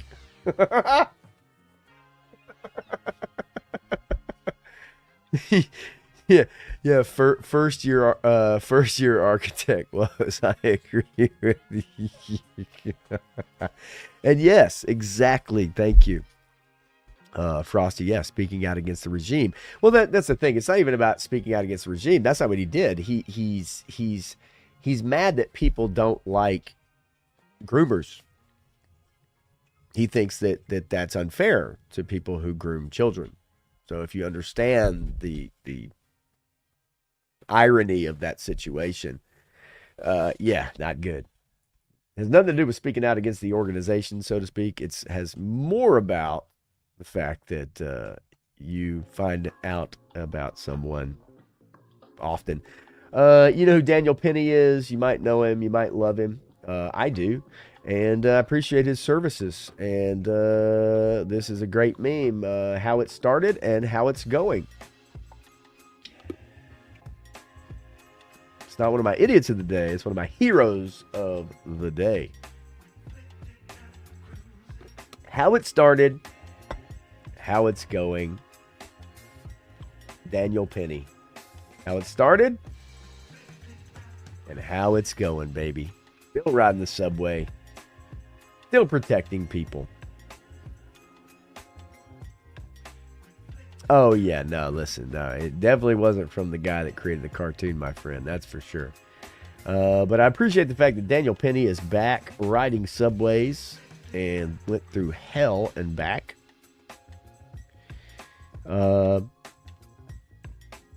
Went through hell and back and is doing well and free. A free man. This is wonderful. I thought I would share this. This is fun. This is fun stuff right here. Thought I'd share it. Listen closely, folks. Listen closely. This is a man of many words. So much is at stake. Right now, the existential threat of climate change has never been clearer. Just look across the country. From California to North Carolina. That's why I signed the most significant climate and clean energy law ever in the history of the world. That's true. It's true. But I don't think climate change has to do with people setting intentional fires or running out of water in reservoirs or appointing DEI fire chiefs or canceling critical control burns or having no water in your fire hydrants. But heaven forbid we don't sign those climate control bills. Let's get that shit going. Let's get it going. All right. I want to show you guys what it looks like after I have my morning coffee. This is what it looks like when a plugged pipeline gets released. If you've never seen this, this truly is unbelievable. This is a plugged pipeline getting released, and this is also kind of like relief in the morning. Oh, holy moly.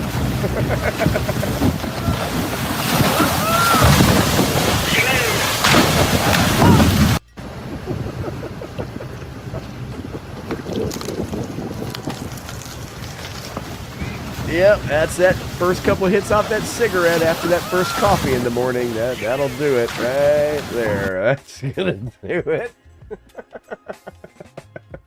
Oh, shit.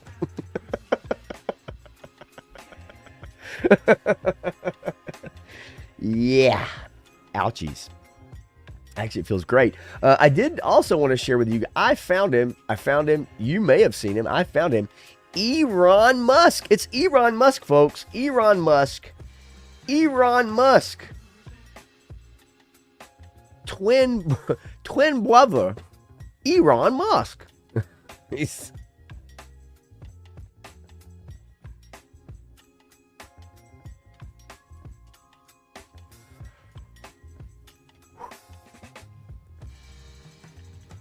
Fascinating. Fascinating.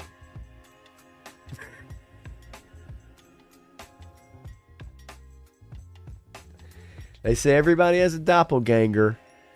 Who knew Elon's was Asian? What the hell?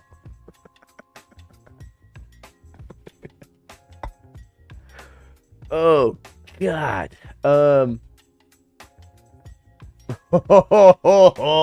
We've all met a girl like this. We've all met a girl like this.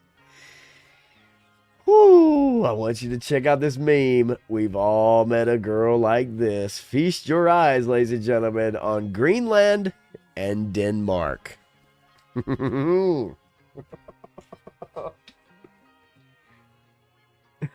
Want to join the U.S.? Sure. She's not interested.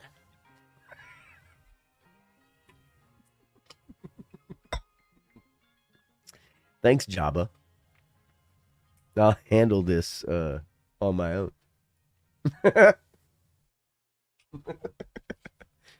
Thanks, Denmark. You're the greatest. Oh,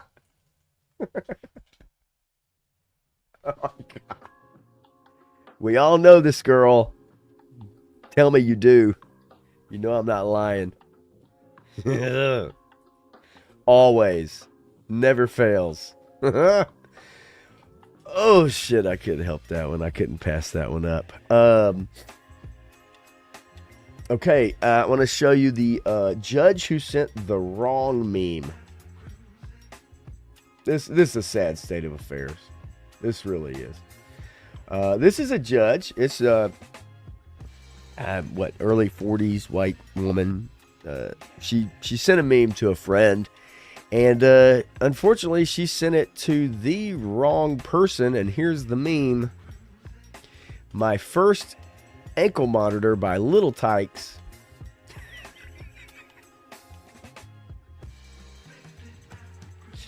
This is a real story. Look it up. You got to be careful when you hit send, folks. Got to be careful when you hit send. Okay? And if you didn't know, here we go. We'll pull the story up and we'll share this tab instead. Judge reassigned after texting my first ankle monitor gag to another judge. Cook County judge elected in 2024, her first term. Been reassigned after a fake toy called My First Ankle Monitor included a rendering of a black toddler wearing an electronic monitoring bracelet.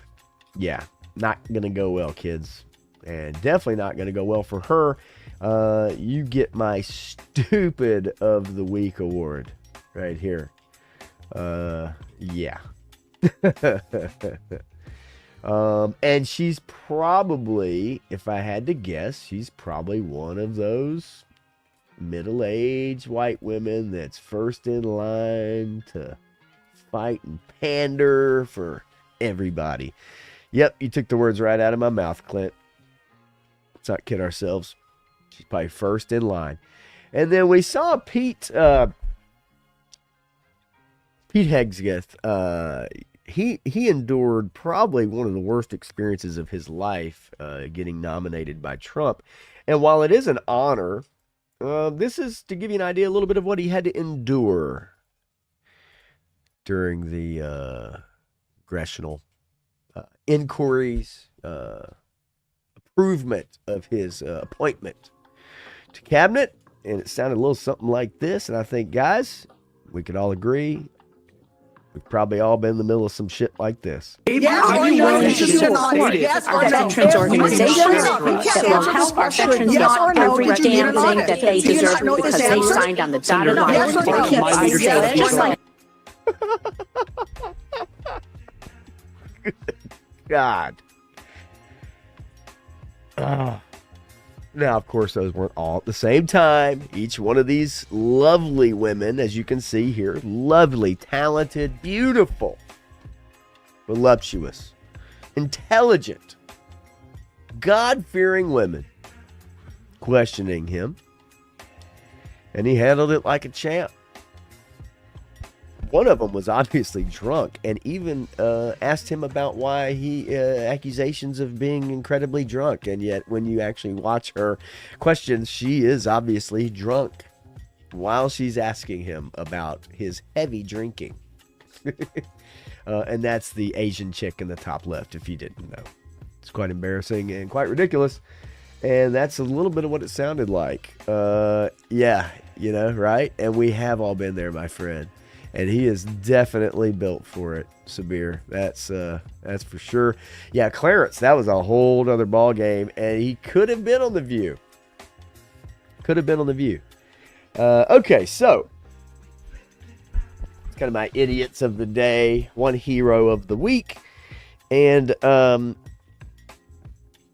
wowie. I mean, folks, I've got dozens, and I mean dozens of these quote-unquote wokest photos of the last 4 years or so. I'm just going to call them photos that I think we all probably could agree when we look back, could probably look at and go, yeah, it's just, that just doesn't really hold up, does it? Doesn't quite hold up.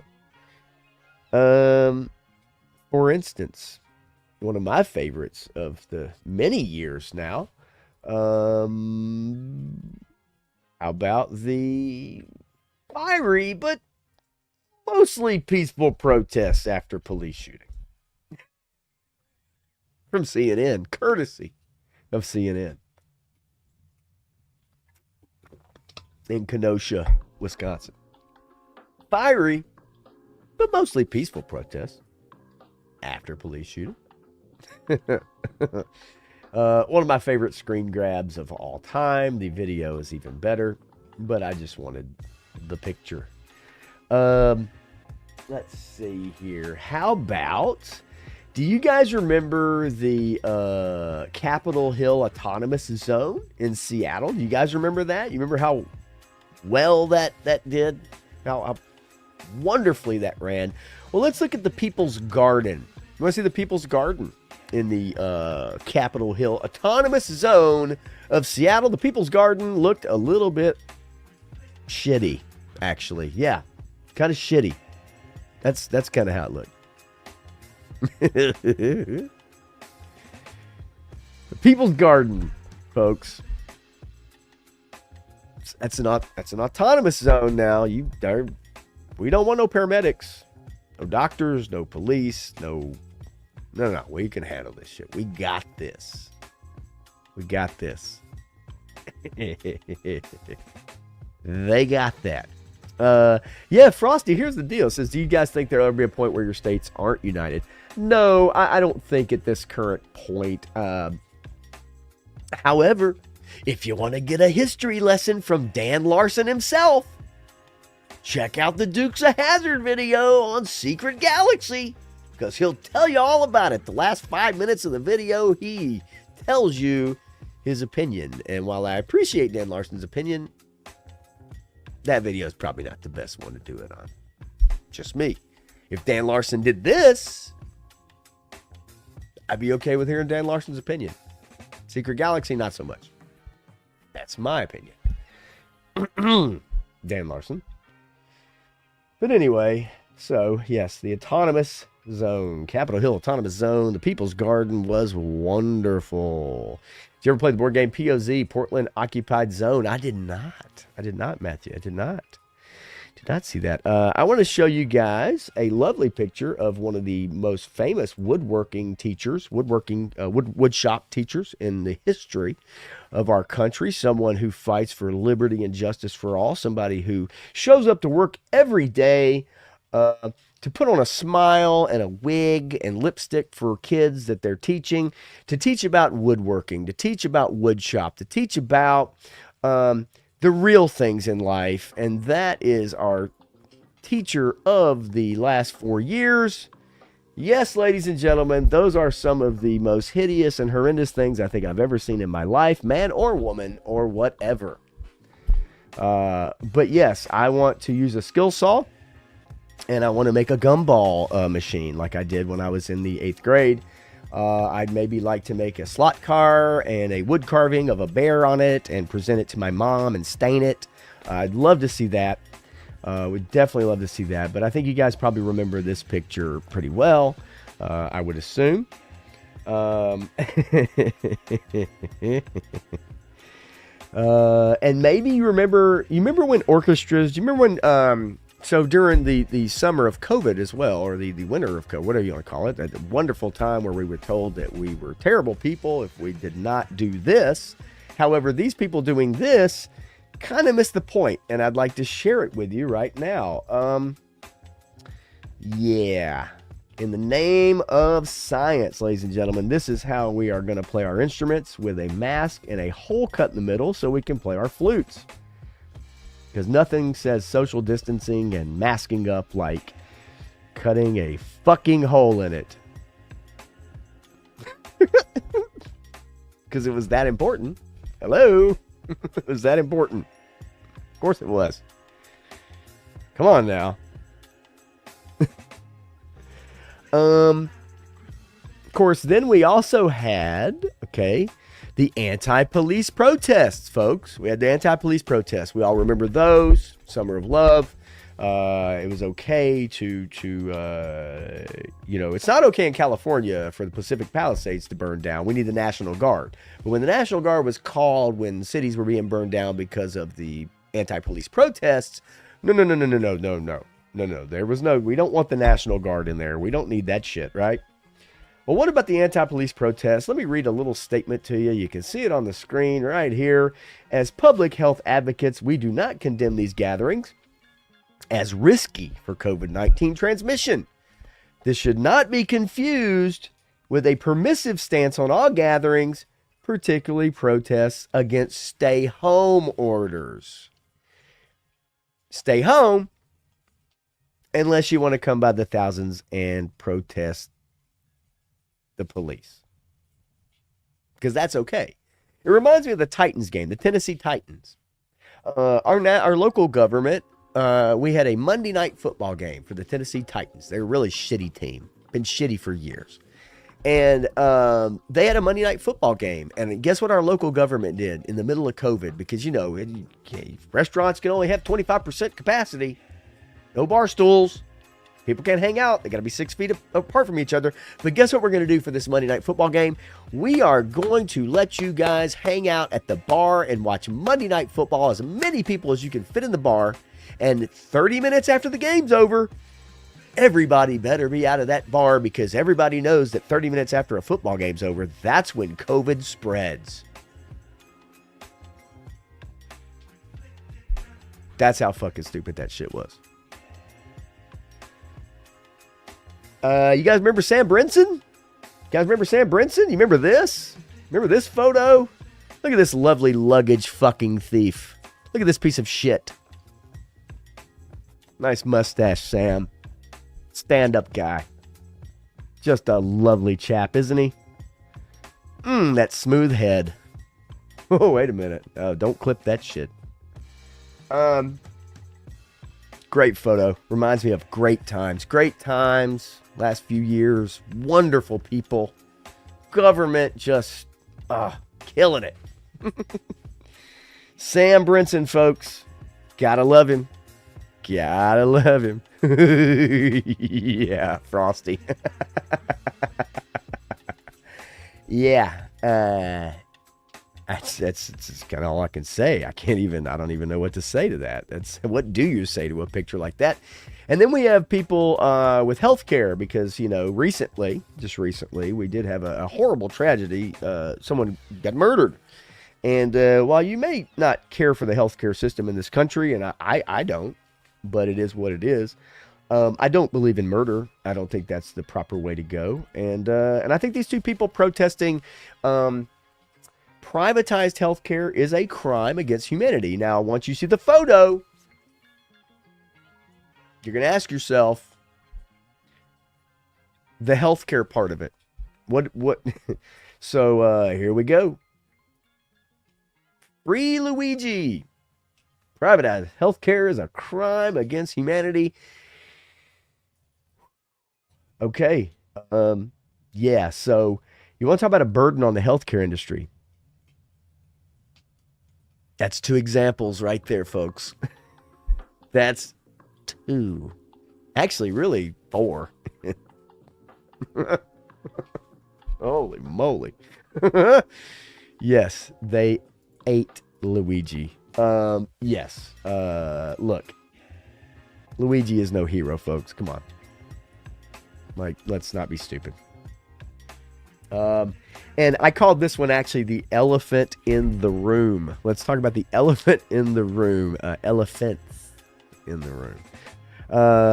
Then we have obviously this lovely photo of a wonderful military personnel, someone who has done so much for us, so much for our military, so much for our soldiers and veterans, someone who has stood up against the injustices of the world, against Afghanistan, for instance. People, this is someone who has just done just a bang up job, and I love this woman. She is fantastic. She is a lovely lady. Wonderful. Oh shit. Oh. Yeah, it's the wrong picture. Hang on. I gotta get rid of that fucking. Hang on. How about this? You guys like washing feet? Do you remember when it was popular to all of a sudden just wash a black person's feet for some weird reason because you felt really guilty about something you had nothing to do with? Remember that? Remember when that was a popular thing? Remember that? I don't know. I find this very strange, actually. I don't want anyone washing my feet. I don't care who they are, or vice versa. I don't want to wash somebody else's feet. I don't give a shit what it's for. I think this is very strange and odd and quite. Actually, you know what this is? Do you know what this is? This is disgusting. It is. It's disgusting. That's what it is. It's sad. It's sad that we got to a point to allow this kind of shit to happen to anyone. Is what's sad about it. That's what's sad. It's so weird. I found this so strange and so weird, and I don't think this is what anyone wanted. Regardless of how you feel about race relations or this doesn't help anybody. This does not help anyone. This is weird. This is strange, and this is disgusting. It is absolutely 100% disgusting. Yeah, it is. Fucking weird. But yeah, I remember that. Now, Clint, I love getting a pedicure. That's for all the right reasons. But it did not achieve anything whatsoever. This was for photo ops, and I wonder how this woman feels today. And how this woman in the chair feels today, and how that man in the chair feels today, and the man washing his feet feel today about this. It's a sad thing is what it is. It's a sad thing, in my opinion. And it's sad that one would allow someone to do this in the name of what, right? It's sad. And so I had to show that. I did want to show you guys one other picture, and then I've got one last one, and I'm going to save the rest for next week. Okay, I don't want to leave you hanging. I love this. I do love this segment. I think this is fun. I enjoy this. I'm going to find some more, but I've got dozens. This says everything to me about kind of how I feel about a lot of this stuff. And at the same time, this picture is a little blurry and to build it up, but it just goes to show you it doesn't matter what color you are. It doesn't matter what job you have. Sometimes there's just no respect for people. And this man right here had absolutely no respect whatsoever.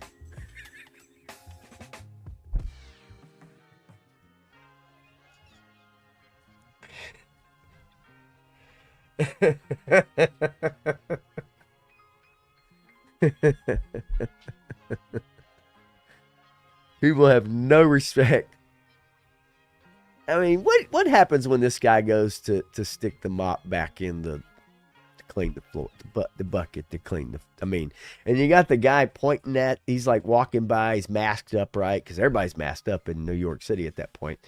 And he's pointing at the guy taking a shit in the mop bucket.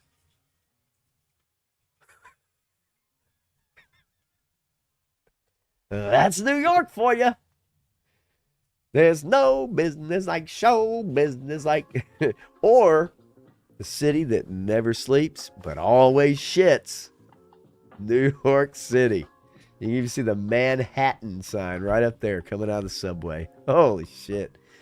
All right, the last one I want to show you, near and dear to my heart, it is the redhead replacement theory. Some of you may believe in this.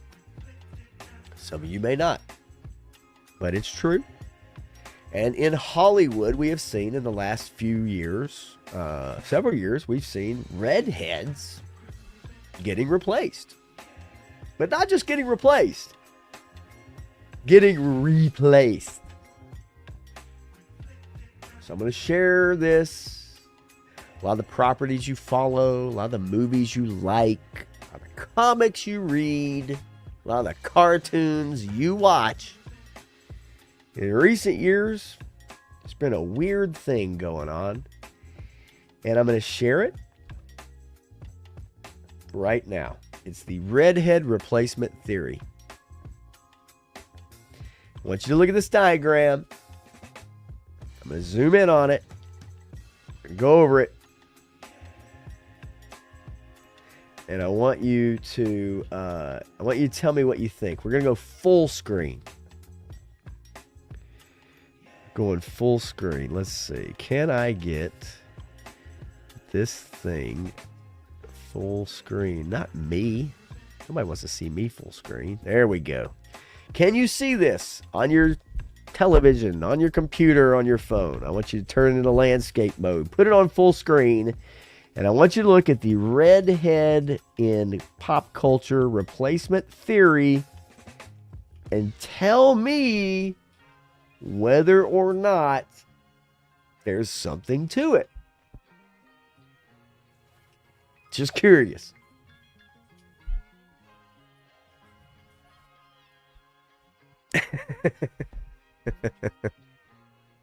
It is quite interesting, isn't it? It's fascinating. If you go one by one, panel by panel,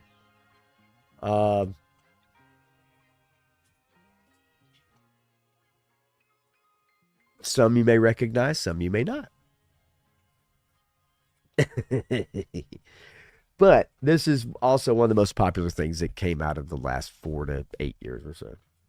Was most of your redheads in popular comics and stuff like that have been getting replaced bit by bit, show by show, comic strip by comic strip, book by book. Fascinating, actually. And so that would be a fun one to end on, just because it's not, it's I mean, some of these you could say, well, I don't know, is Electro a redhead? I don't know, looks kind of brown. Rio Blast, right? Some of them it's, but it's pretty good, pretty damning, pretty good, rather accurate for the most part. But it is interesting, and we did see a lot of it in shows and TV and movies and stuff like that. It's fascinating to me.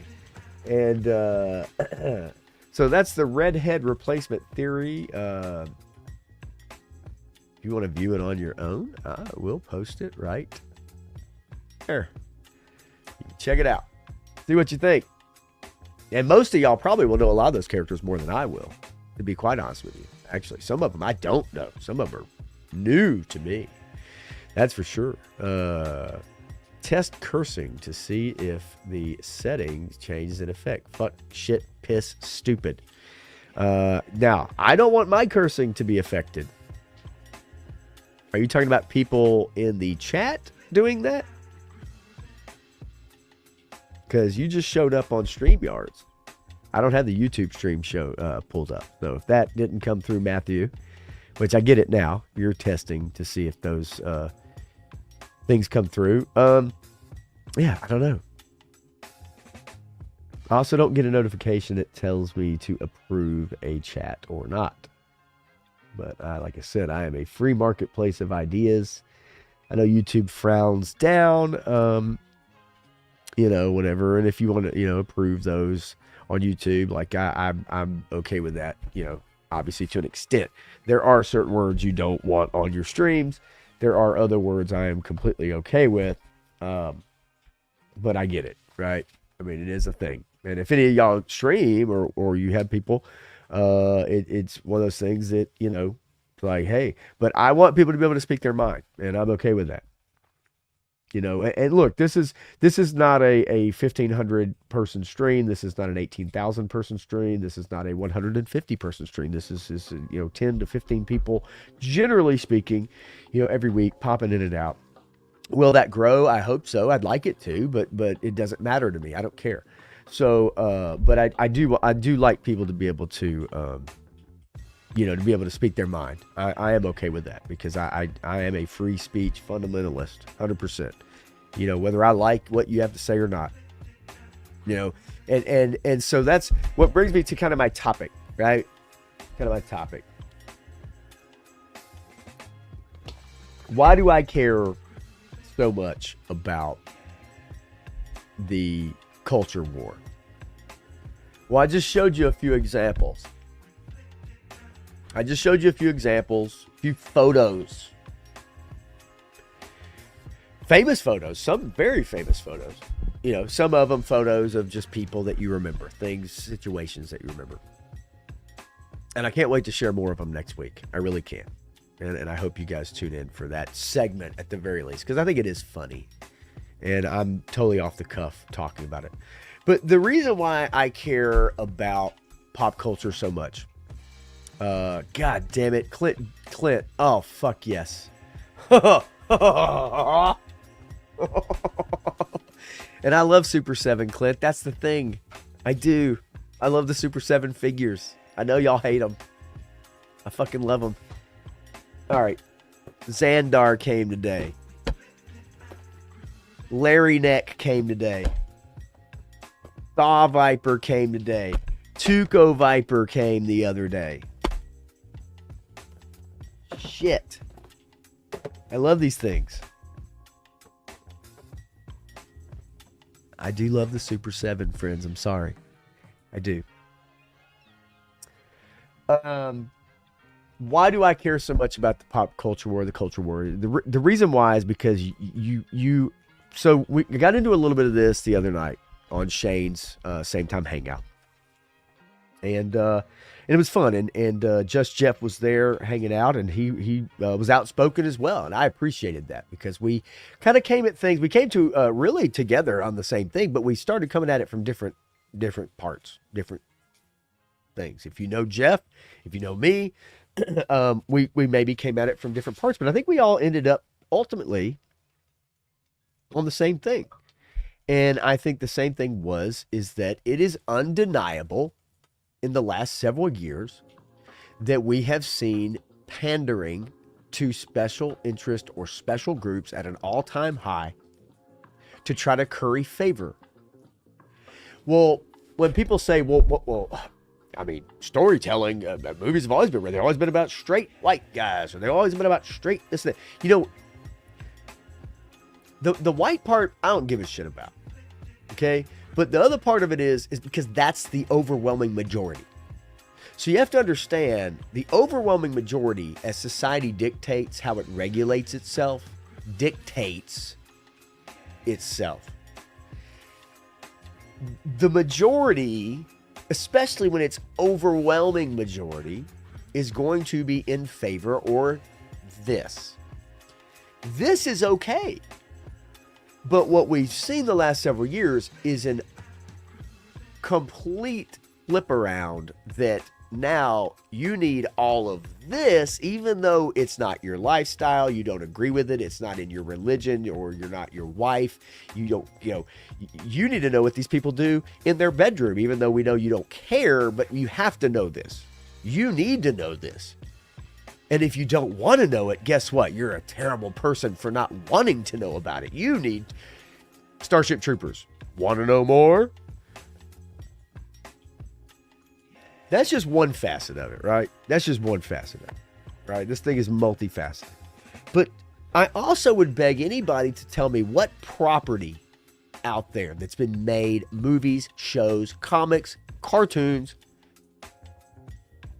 whatever, has been made better. Better storytelling, better characters, better character work, better writing, development. What property out there has been made better by going out of your way to hold a giant sign up to say, this is who I like to fuck, and you need to know it. And if you don't like it, guess what? You're a ist. You're a phobe. What property has been made better by traveling down that road? I beg you to name one. Because the common denominator and all that is they've all failed miserably. Marvel, Star Wars, Superman, Robin, Batman, The Flash, every fucking comic out there. Hell, 90% of the DC women have been turned into lesbians. Those books sell tremendously. And I make light of it in that way. But the truth is the truth. The shit don't sell. Nobody watches it. Nobody. The people that do support that go out of their way to activism for that, to be active for that, they don't even support these products. They don't even give a shit enough about the acolyte to fucking watch it. But by God, they'll fucking hashtag the shit out of it on Twitter. Save the Acolyte, season 2. They didn't even watch season 1. So it's like it's a false thing. So name me one thing that has been made better by pandering. Now, I don't give a shit. I said this the other night. I met all kinds of people, all walks of life, from my time playing music and just being a night person, okay? Being a night person, hanging out in bars, going to clubs, kicking it. I've had all kinds of friends and all kinds of acquaintances.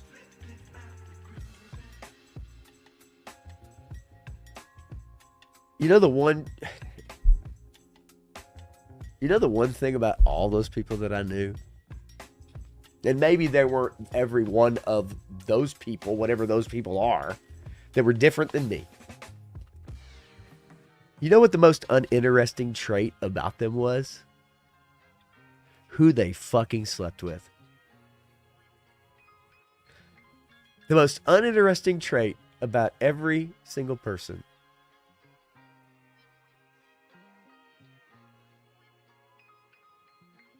is that. Who they slept with. Who they wanted in their bedroom. What they did behind closed doors. And if you ask those people and acquaintances, friends that I knew, the people that I know, if you ask them, what kind of person are you? That's not the first thing that comes out of their mouth. Right? There's so much more to people, and there's so much more than who you sleep with, what color you are, who you supported in the election, right? Like, people are more interesting than that. And the problem is, we found that Hollywood, our comic creators, right, our animators, our toy makers, even our game board makers, right? Okay, Dungeons and Dragons, right? Wizards of the Coast, whomever, right? Got somehow flipped so inside out of themselves that they felt like they needed to forego decades and decades worth of business and profits just so that they could try to figure out how to please this incredibly small amount of people. And on top of that, not just please them in the worst possible ways by preying on their most base shit, but they also drove you and I away because they literally told us to our faces, you are pieces of shit. We don't want your business anymore. If you don't like our product, don't buy it. If you don't like our video game, don't buy it. I can't tell you how many times I've read that. If you don't, it has a female protagonist. And if you don't like this, it's not made for you. And then when it doesn't sell well, then all of a sudden weeks later, it's like, well, guys didn't buy it. Well, that's because 2 months ago, you told me it wasn't made for me. So I didn't buy it. I didn't watch it. I told people not to. I actively told people it's not for you. So don't pay attention to it because they don't want your business. And now you're going to write an article and tell me it's my fault. Your shit failed. You can't have your cake and eat it too. You can't pretend that you're on the side of whatever fucking special interest group you want to be on, and then turn around and blame the majority of people who probably for the last 50 years have spent money on your product, bought your games, bought your comics, paid, go to your fucking movies, and you're going to turn around and fucking blame me for the reason why your fucking shitty ass, gay ass, lesbian shit ass Star Wars show fucking failed with your child indoctrination bullshit, and it's my fault. But you told me it wasn't made for me. But because I didn't watch it, now it's my fault it didn't do well. Yeah, nah, that's not how that shit works. So why do I give a shit about the culture war? Why do I care? Because I grew up with a lot of this shit. I enjoy this shit. I love talking about Star Wars. I love talking about the fucking lore. I like G.I. Joe. I like Marvel. I like all this shit. I always have. It means something to me. I'm not saying it doesn't mean something to somebody that these companies have been trying to fucking pander to.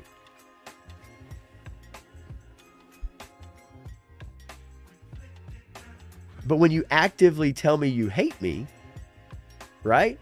And you actively tell me you don't want my business when I still give you my business. Still. Right? Then I'm the fucking person with the problem, right? But the people that you try to pander to don't even give a shit about your product. They don't support it. They don't buy the merch. They don't buy the toys. They don't go to the fucking movies. They don't buy Disney Plus.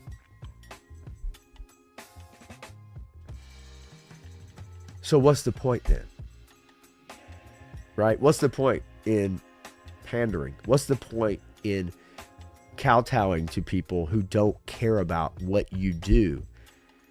Because they fucking hashtag the shit out of it on one day.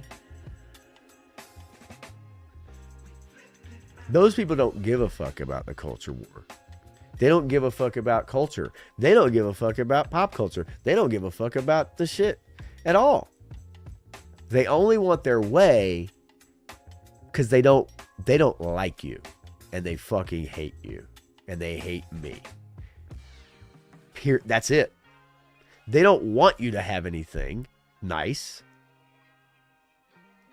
They don't want you to enjoy the things you've been enjoying for 40 years.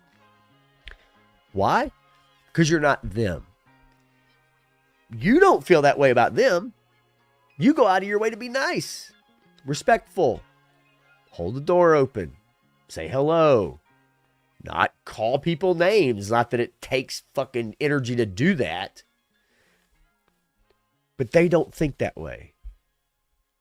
That's why the culture war is important to me. Because you're fighting an enemy that really doesn't respect you, and yet you've given all the respect that you can. You've tried to be nice, you're respectful. Come on in. Yeah, you're going to love it. Luke Skywalker's fucking awesome. Until they turn him into an angry ass fucking curmudgeon ass motherfucker who decides not to show up. An asshole. And ruin the character that you loved for years. Han Solo, he's a piece of shit dad. Just fucking stick a lightsaber through him. Throw his ass off a fucking bridge.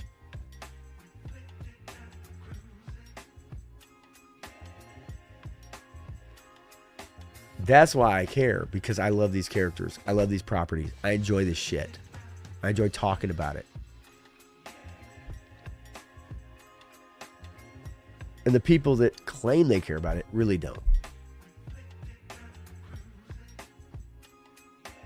We know that by now, right? We know it by now.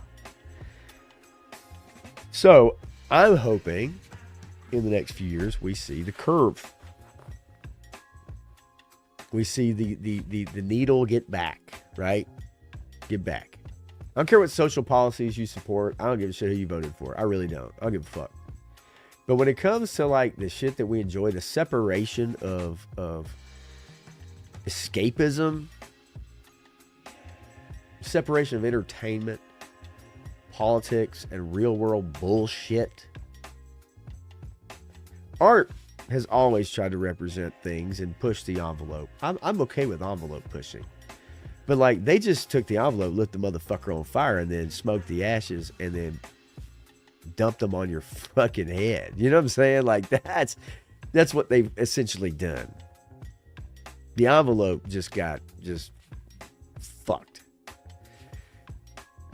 So I'm hoping for a return to storytelling, hero's journey. Shit that everybody enjoys. Shit that we all enjoyed until all of a sudden this shit got hijacked by a bunch of fucking fruitcakes. That's what I'm hoping for. And I think we're going to get it. And the reason why, the number one reason why I think we're going to get it is called fucking money. This DEI, ESG bullshit doesn't make money. And you know why it doesn't make money? Because it's not the majority. It's not the majority. The majority of people don't feel that way. The spirit of it, I understand. The execution is terrible. The shit don't make money. It's lost billions of dollars in the last few years. And when these companies, they already have, start going under, they need to make money to survive. And guess what people do when they need to survive? They fight, they claw, they scratch. They look to those who think like them, feel like them, act like them. I think that's what you're going to see. Are you going to start seeing some good Marvel content again? Good Star Wars again? We're getting there. It's not there yet. A lot of shit still in production. It's been going on for 2 years, 3 years, that kind of shit. But I think it's going to get there. I think it will. And I think we'll be talking about the merits of the superheroes and the powers and all this shit. And this acolyte bullshit, this other stupid shit that's been going on for years. That's going to become the not norm, right? And that's going to be a lot more fun to talk about than this. That's just my 2 cents. But that's why I care about it as much as I do. So, now that we've gone 2 hours and 45 minutes, I will highlight a few things you guys said, then I'm probably going to get up out of here. They can keep KK. Yeah, Sabir, I'm with you. Yeah, Will and Grace. That was a funny show. Not a bad show. And the reboot came. Season 3 of Picard's fantastic. The first 2 seasons are absolute garbage. Matthew says, love the first 40 years of Star Trek. After 2005, it dropped off a cliff because they started.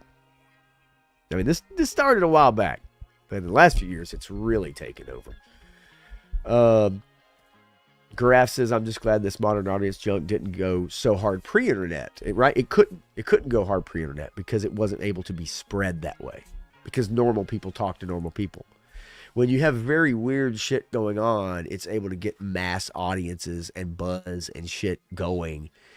And it becomes what not real people are talking about, but it gets reported as this is what the Twitter sphere thinks. This is what people on, but it's not real, but it gets reported that way. Now there's so many ways to find entertainment. What sucks, however, is properties we grew up with being hijacked. Yes, they did. They did. It's true. Do you guys, hey, I'll bring it up again. Do you guys remember Hasbro? G.I. Joe? Do you remember the stream where they had to say their pronouns first when they introduced themselves on the stream? You guys have been collecting figures for a while. You guys have been following Classified for a while. Remember that? Remember when Emily said, okay, before you speak, I want you to announce your pronouns, and Lenny and all them motherfuckers had to say, he, him, my name is Lenny, and I can't wait to talk about Zartan. That's how stupid that shit got. I know you remember it.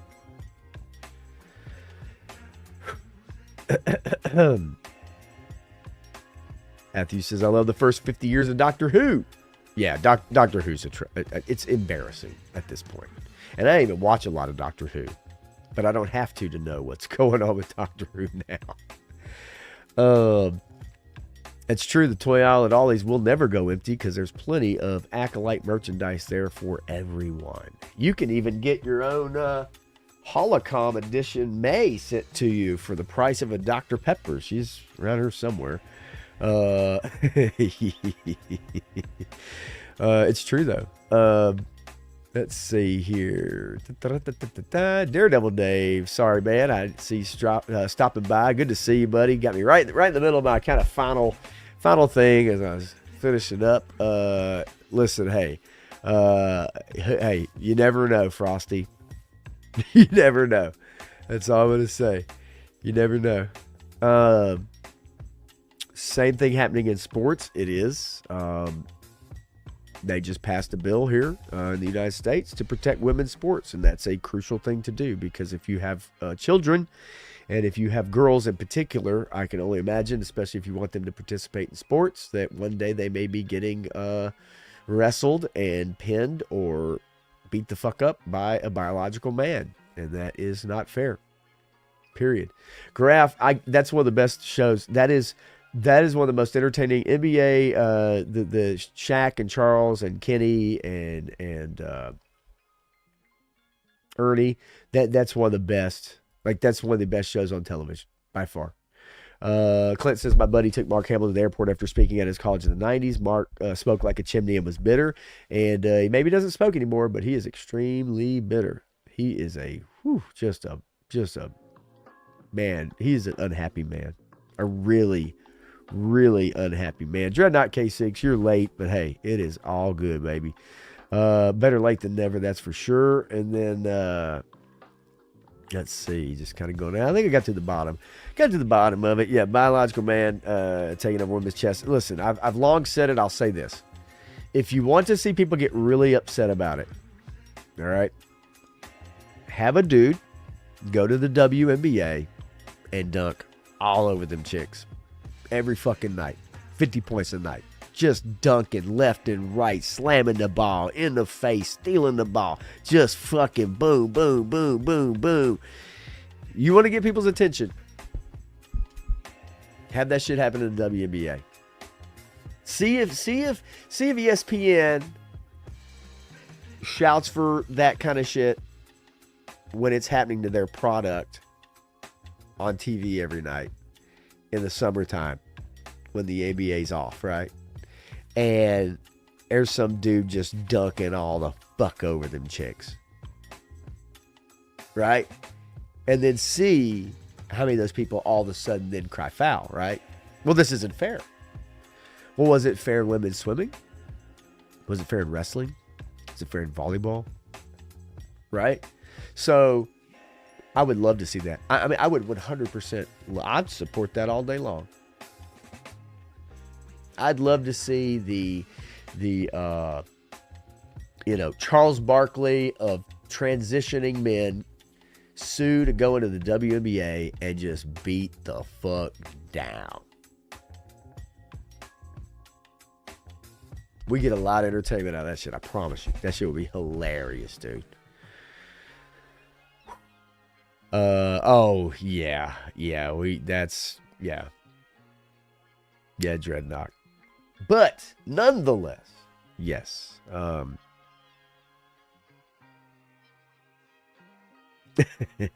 So funny.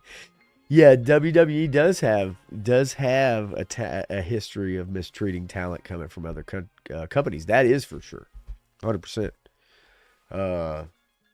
They've always done that because that's the competition thing, right? You've got to work your way back, to the good graces of Mr. McMahon. But anyway, all right. So next week, I'm going to bring back some of my, I guess, best picks of the woke era, so to speak. I have a lot more of them for your enjoyment. I'll obviously have my idiots of the day as well. I'll try to bring a couple more stories next week. Hollywood's kind of slow right now. Productions have been shut down in LA on shows and movies. Not all, but several. But it's the wintertime. Music tours, stuff like that. Stuff just shuts down. And a lot of shitty movies. But we've got some stuff coming out.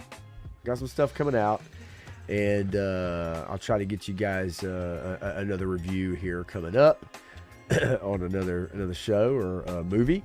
And then obviously Tuesday night with Matthew Matson, the Evening Blend at 10 p.m. Eastern. We'll be back at it again on Tuesday night to do that. And then... let's see here. We've got Wednesday, Sevens Wild with my cousin 3-Star Draw. We'll be back at it with another round of G.I. Joe talk.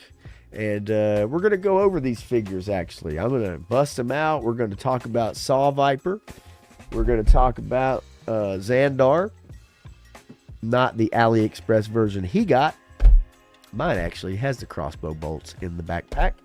And Larry Neck, Leather Neck. We're gonna talk about these 3 figures because it's kind of our latest thing on Wednesday night. So we're gonna kind of go over that with you guys on Wednesday on his channel, obviously at 3-Star Draw. So that'll be Wednesday at 9 p.m. Eastern. So Tuesday at 10 Eastern, Wednesday at 9 Eastern. I think I got it right.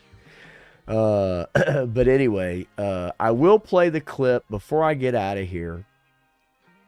I do want to play the clip really quickly for you guys of the cold open that I opened the show with for those of you that weren't here. This was kind of fun, and I'm going to play it really quickly, and then I'll just hit us on the way out, folks. But I'll play this real quick. As soon as it finishes processing, I'll pull this video up. It was pretty funny. It actually was a lot of fun to film. And we kind of just did it quickly. Just had him come in real quick. And it was kind of fun to have him come in and do it. So I was like, all right, cool. So I'm going to play it real fast. Here you go. Welcome to the weekend. You know what that means. It is time for another Sevens Wild here on the Pop Blender channel. Hey, what are you doing in my chair, man? You got my hat.